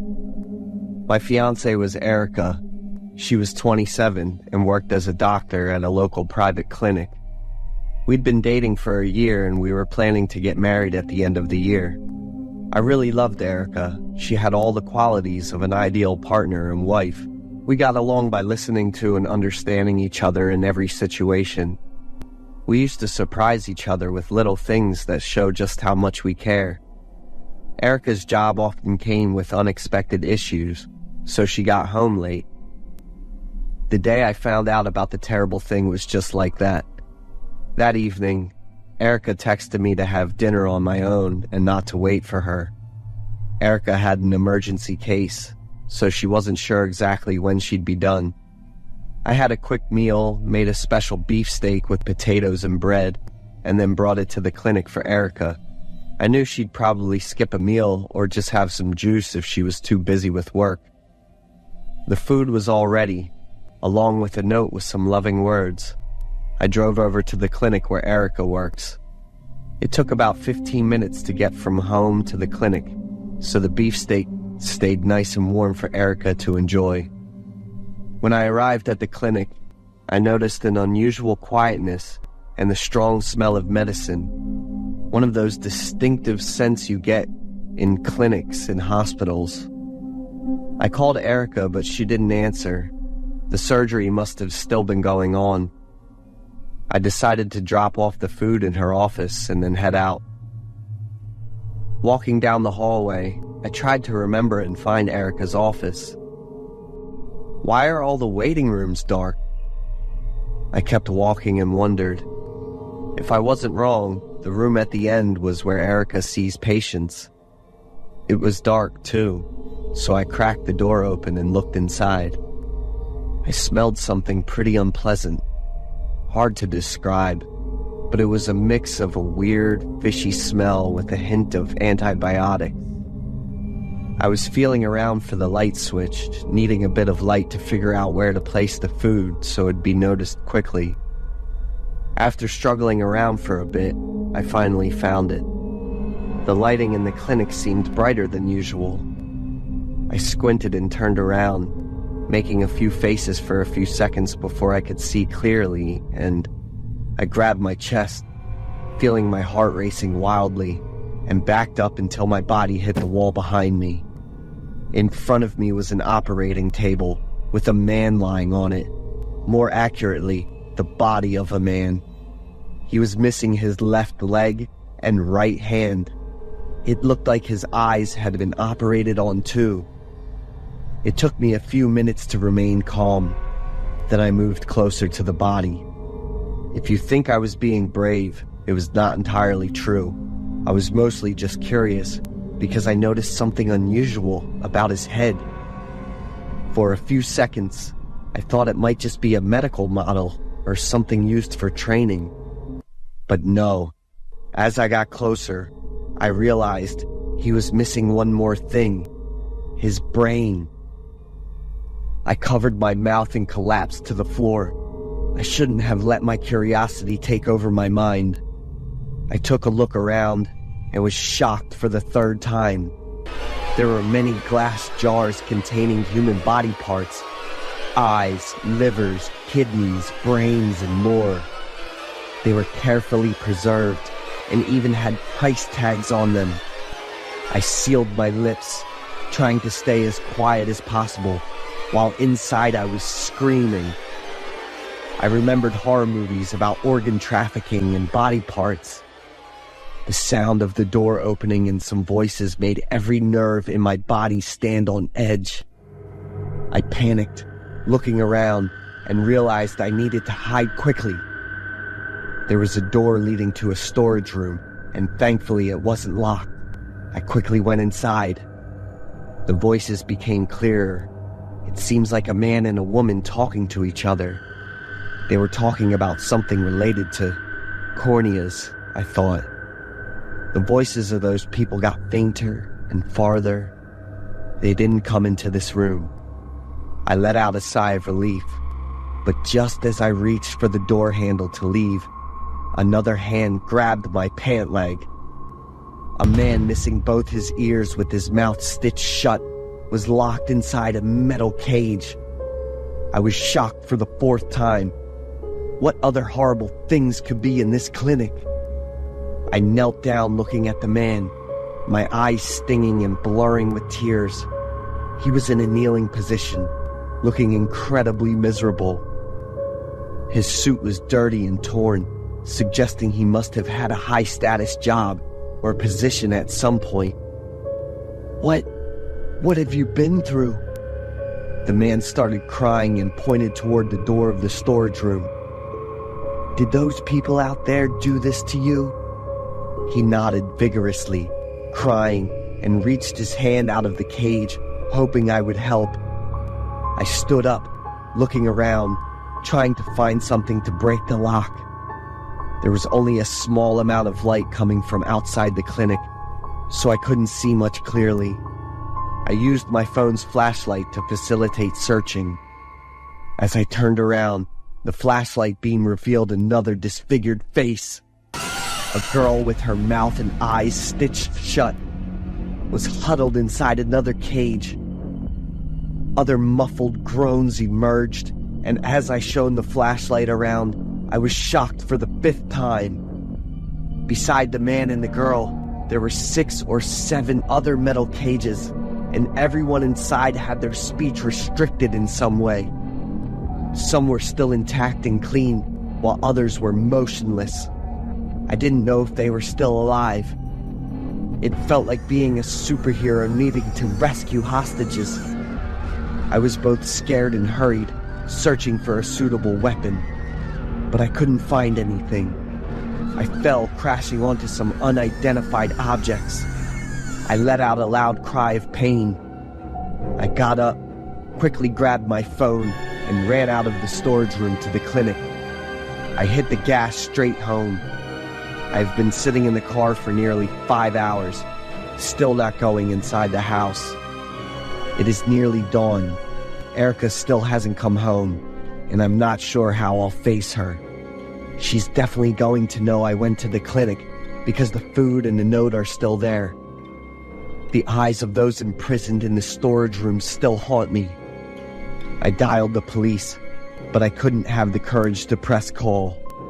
The clinic is involved in something horrific and cruel, but Erica is related to it.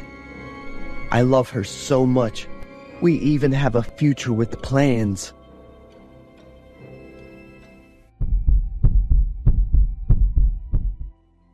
I've always loved the autumn days in Maine, when the air turns crisp, the leaves turn brilliant yellow, and the scent of my grandmother's apple pie fills the small kitchen. That week, my parents were on a business trip, so I was sent to stay with my grandmother. Her wooden house was nestled in the woods, cozy but full of mysterious corners. Grandma, with her neat gray hair tied up and kind eyes, was strict but full of love. She had certain rules, and one of them was to never go near the abandoned house a few hundred meters away. That house is unsafe, she would say, but I heard it more like an invitation to explore. That afternoon, while Grandma was busy baking, I sneaked outside. The low fence was the only thing separating me from the secret on the other side. I climbed over it and followed the trail that led into the woods, the yellow leaves crunching under each step. The abandoned house appeared before me.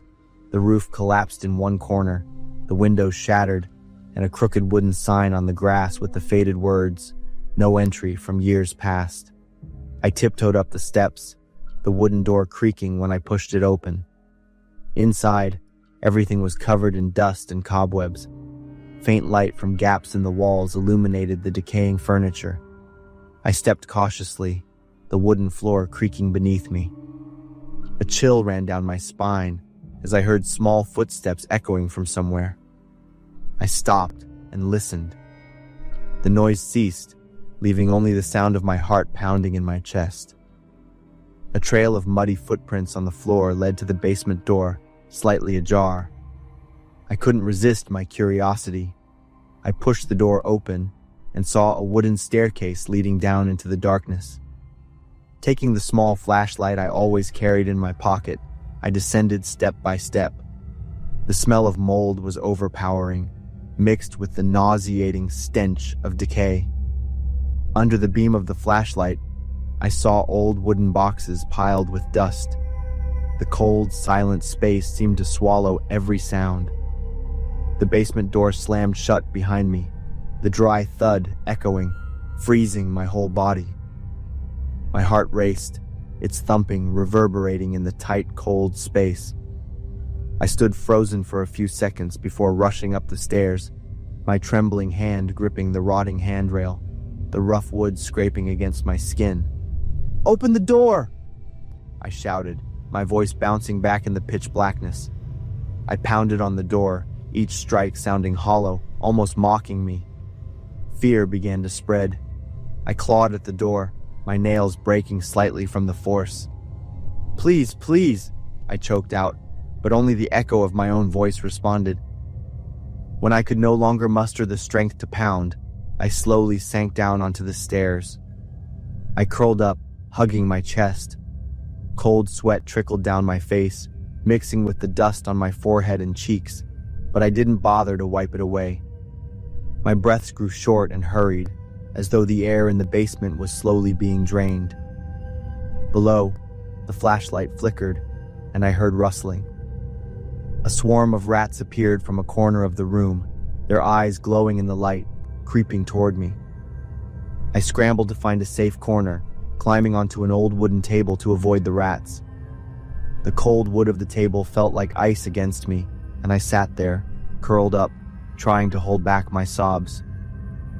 In that cold, dark silence, it felt like time had stopped. I thought of my grandmother, of the warm kitchen and the scent of apple pie.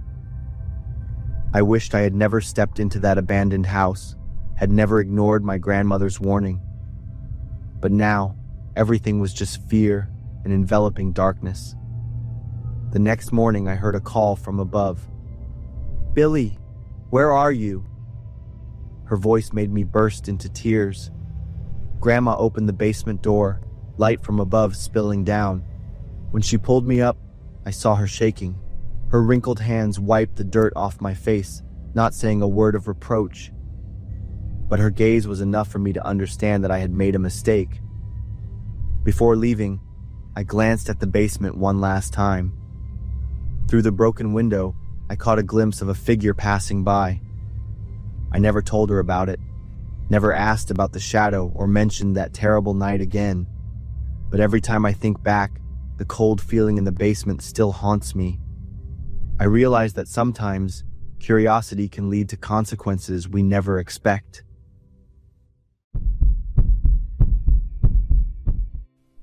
I'm Thomas. I'm 37 and work as a doctor at a small clinic here in Austin, Texas. 2 years ago, I had a great family and ran a really successful clinic.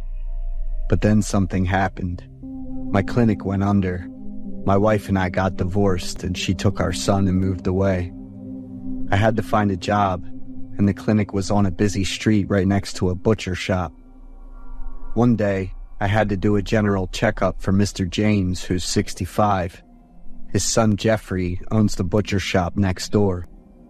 Since James was having an endoscopy, I gave him an anesthetic dose to help him feel more comfortable.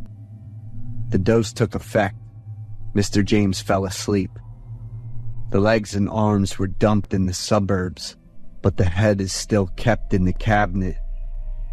Hearing Mr. James's words while he was in a coma gave me chills and made me start imagining all sorts of things. I knew his family owned a butcher shop, but this definitely wasn't the way to deal with bad meat.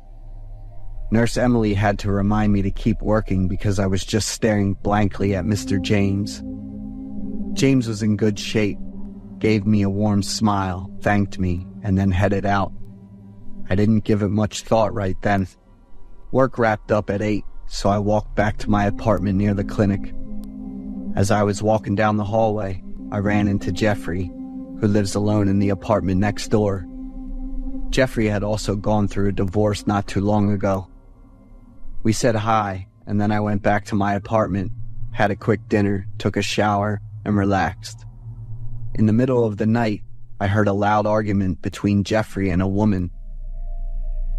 The argument didn't go on for long, and it wasn't really my business, so I just went back to sleep. The next day, on my way to work, I passed by the butcher shop. Remembering what James had said the day before, I stopped and took a look at the place. I was immediately drawn to a black bag on the table.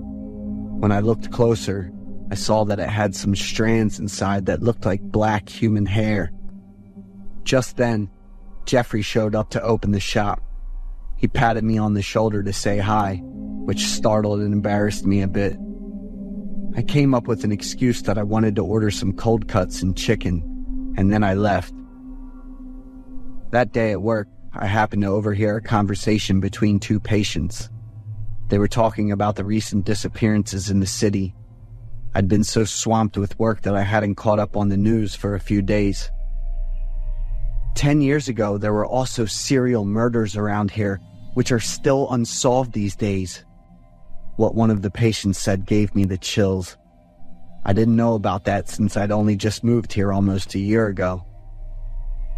That day I left work early because I had a dinner appointment with my ex-wife Keva and my son. I wanted to patch things up with Keva because I still loved her a lot and wanted my son to have a complete family. After we finished dinner at my place, I started the conversation, but it quickly turned into an argument, and my son ended up crying. Suddenly, there was a knock on the door. It was Jeffrey, delivering the meat I'd ordered this morning. He noticed Keva's high heels, glanced inside the apartment, and then quickly left. After Jeffrey left, Keva took our son and went away too. A little while later, there was another knock on the door. It was Jeffrey, and he invited me to come over. Jeffrey's apartment was pretty cramped because of all the furniture. There was a big freezer in the kitchen, a really tall bookshelf packed with books on solving mysterious cases. Jeffrey invited me to try some new cold cuts with cheese and wine. We had pretty similar situations, so it was easy to chat. Jeffrey asked me a lot about myself, especially about my family. We had a few drinks together, and then Jeffrey got up and said he'd grab more cold cuts and cheese. As I was looking at Jeffrey, I noticed a black plastic bag in the refrigerator. I was already feeling a bit dizzy from the alcohol, so I just kept drinking with Jeffrey and temporarily forgot about everything. The next morning I woke up in a panic because I was running late for work. When I got to the clinic, there were already a few patients waiting. I overheard them talking about the recent disappearances and picked up a bit more about James and Jeffrey's family. Both the father and son had Asian wives, but both disappeared without a trace. At that time, James was about to marry his third wife at 65. It felt like I'd got to know some kind of family secret, and I was constantly feeling confused and scared. Early that afternoon, the news on TV left me and the other doctors and nurses with confused feelings. The police announced that they'd found part of a woman's body in the suburbs, including her legs and 2 arms. After some checks, they determined that she was Asian. My ears started ringing and my heart was pounding. My brain quickly put all the pieces together. James and Jeffrey's wives were both Asian, and so were the remains of the girl. While James was unconscious, He'd mentioned dumping someone's limbs in the suburbs. So the black plastic bag in the freezer at Jeffrey's place could be. I couldn't focus on anything for the rest of the day. When I got home in the evening, I opened the fridge to get the cold cuts I bought from Jeffrey for dinner. I jumped back when I saw the black plastic bag in the freezer. It was the same bag I'd seen at the butcher's and in Jeffrey's fridge. Why was it here? I sat on the floor, trying to piece together my memories. I thought I might have brought it home last night after getting drunk at his place. Just thinking about holding that bag made me bite my hand until it bled to keep myself from screaming. There was another knock on the door. I was relieved and thought about asking for help, but then I heard Jeffrey's voice.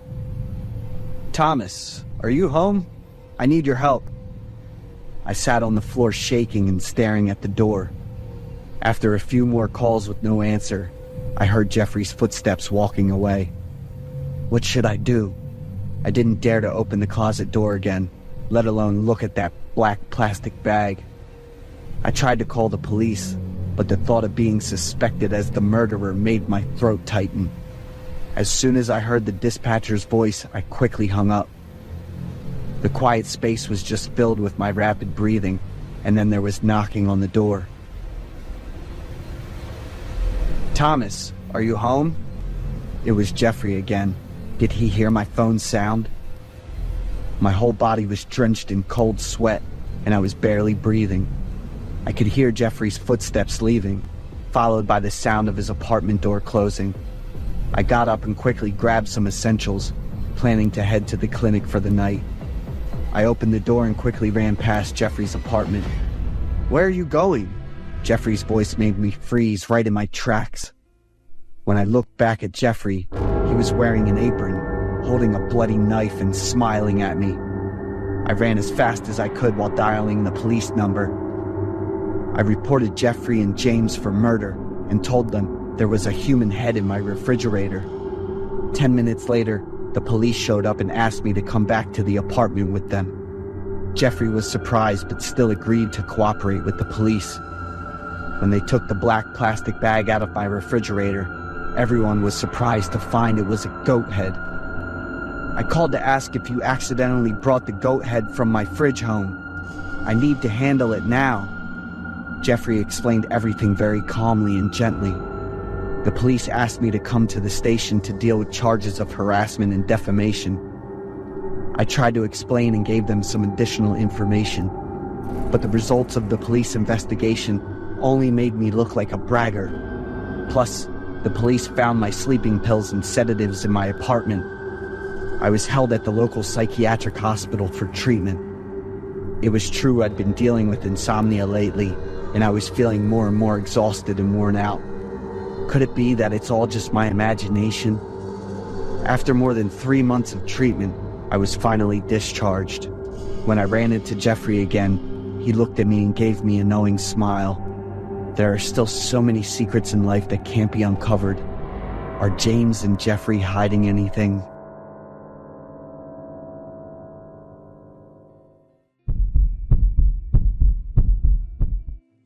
I'm a food delivery driver for the DoorDash brand, and I usually take late-night orders since it's quieter and the tips are better. That night, it was already 1 a.m. when an order came through from McDonald's. The name on it was Brad, the address was clear, and it wasn't too far. I started my car and cranked up some music to keep myself awake in the stillness of the night. As I got closer to the address, something felt off. The streets were way too quiet, and the flickering yellow streetlights made the darkness feel even heavier.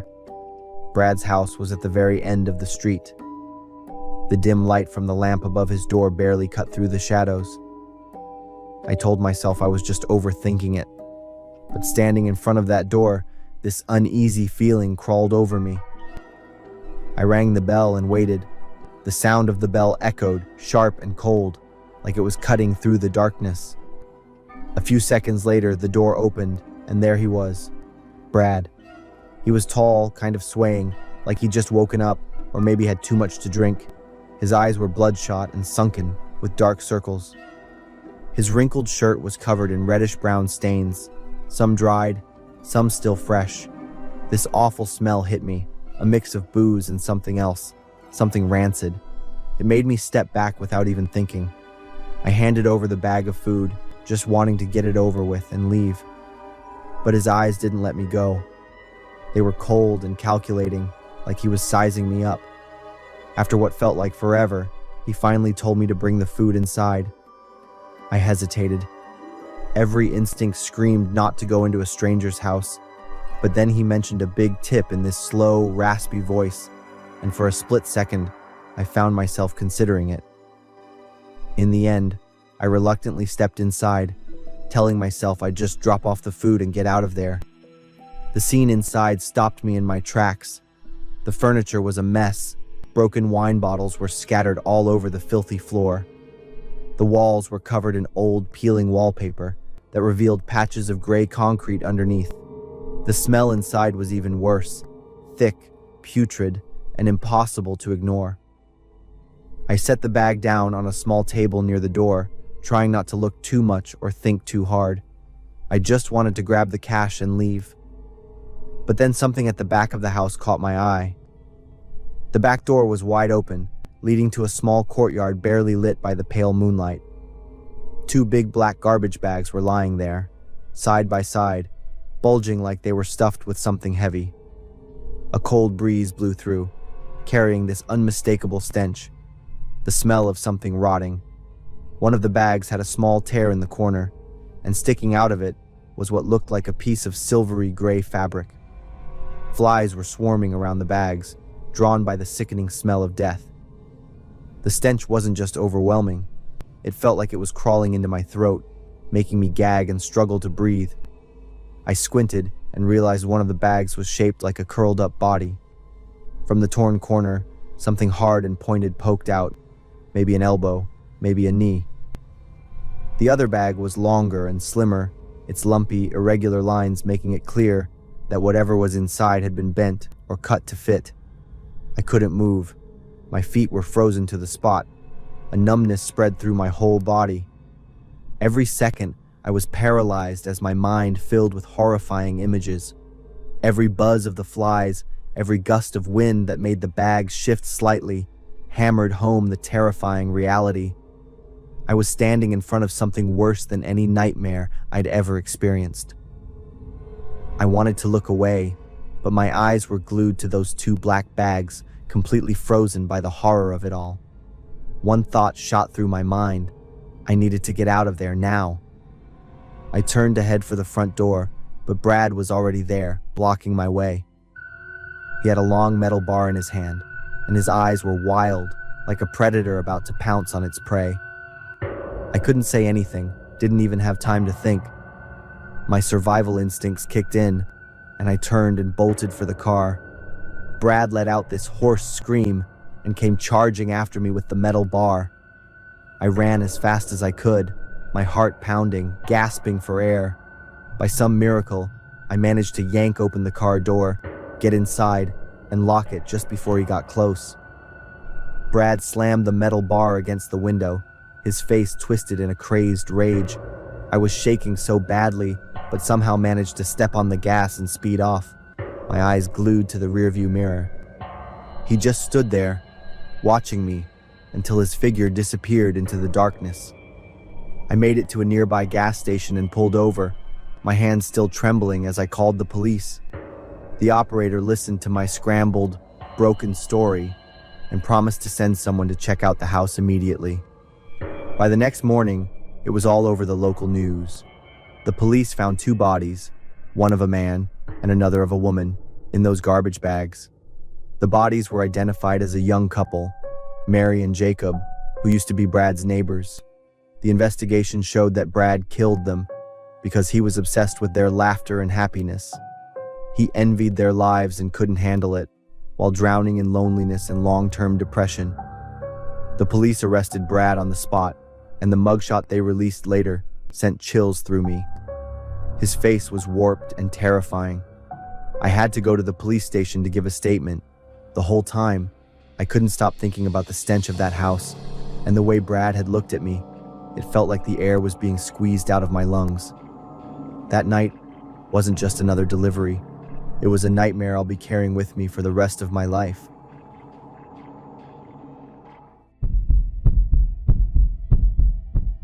My story begins in the summer when I was 14, in a quiet town.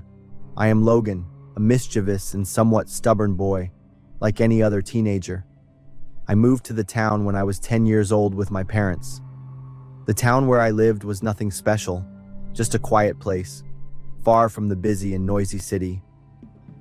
I often played with a group of friends my age. We spent almost the entire summer exploring the hidden corners of the town, searching for daring challenges to satisfy the curiosity of youth. Near my house, there is an abandoned warehouse, old, gloomy, and quite spacious.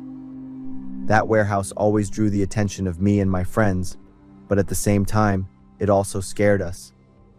My mom once said that the warehouse was used to store something extremely frightening, something she didn't want me to know about in detail. But Mom's warnings seemed to be nothing more than passing wind to a stubborn teenager. To us, that only made the warehouse even more intriguing. We often played around the warehouse, sometimes daring each other to see who would get closer or who dared to touch that rotting door. But it all stopped there. There was curiosity, but also no small amount of fear. None of us dared to actually step inside. The warehouse exuded a mysterious, eerie aura, as if warning anyone who came too close. One day, while we were gathered outside playing, I suddenly caught sight of a shadow moving inside the warehouse. I looked closely and realized it was a girl, about our age. She stood there, between the dim light and the darkness, her demeanor calm, as if the warehouse held no fear at all.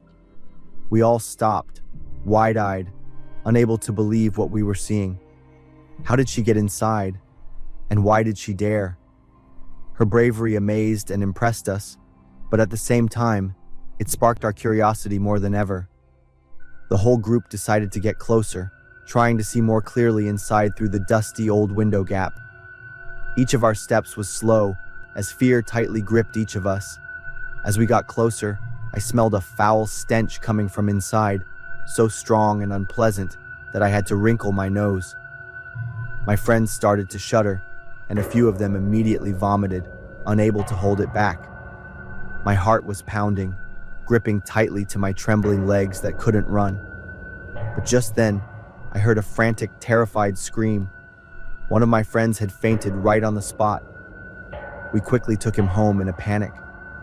When he woke up in the hospital, his face was still pale, his eyes filled with terror. He said that he had seen a hand reaching out from the gap in the door, a pale white hand. We didn't dare say anything more about what had happened. Fear still surrounded each of us. The locals, after hearing about it, immediately called the police.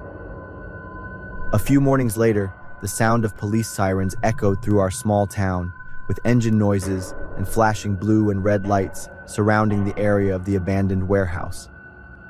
The truth that the police revealed shocked us and was beyond belief. In the abandoned warehouse, the police found the remains of about 190 people in various stages of decomposition. Many of the bodies were uncovered or only partially covered. Some of the bodies were placed on ambulances, while others were just lying on the floor. Other bodies were stacked on top of each other, blocking the doors in some parts of the building. Maggots, flies, and other insects covered the floor and clung to the bodies. In many transparent plastic bags, the decaying fluid had filled them, causing the bags to burst and spill onto the floor. Many of the bodies, including those of children, were placed in buckets or cardboard boxes to catch the leaking, decaying fluids. The fluid had spread across the floor so much that it caused officers to slip several times while moving the bodies outside. So the terrifying thing my mother had always alluded to, which was stored in that warehouse, turned out to be human remains. But it wasn't something that had happened in the past. It was still carrying out its purpose, unnoticed by any of the locals living nearby. It was known that the warehouse used to belong to a couple who founded a funeral service company. Because they didn't pay rent, failed to pay taxes, and were sued for defaulting on payments to the cremation service, the couple was evicted by the landlord. They were charged with corpse abuse and faced a sentence of 15 years in prison. As for me and the other friends, we have undergone dozens of psychological treatments over the past 10 years. Every night I have to use sleeping pills and sedatives just to fall asleep. The story above is based on a real case that occurred in 2023. John and Carrie Halford, the owners of the funeral home Return to Nature, took money for services, but neglected 190 decomposing bodies in a warehouse for over 4 years, giving fake ashes to the families. In September 2023, residents around the town of Penrose, Colorado, began noticing a foul odor lingering in the air. At first, they thought it was the smell of a leaking septic tank or the scent of dead animals.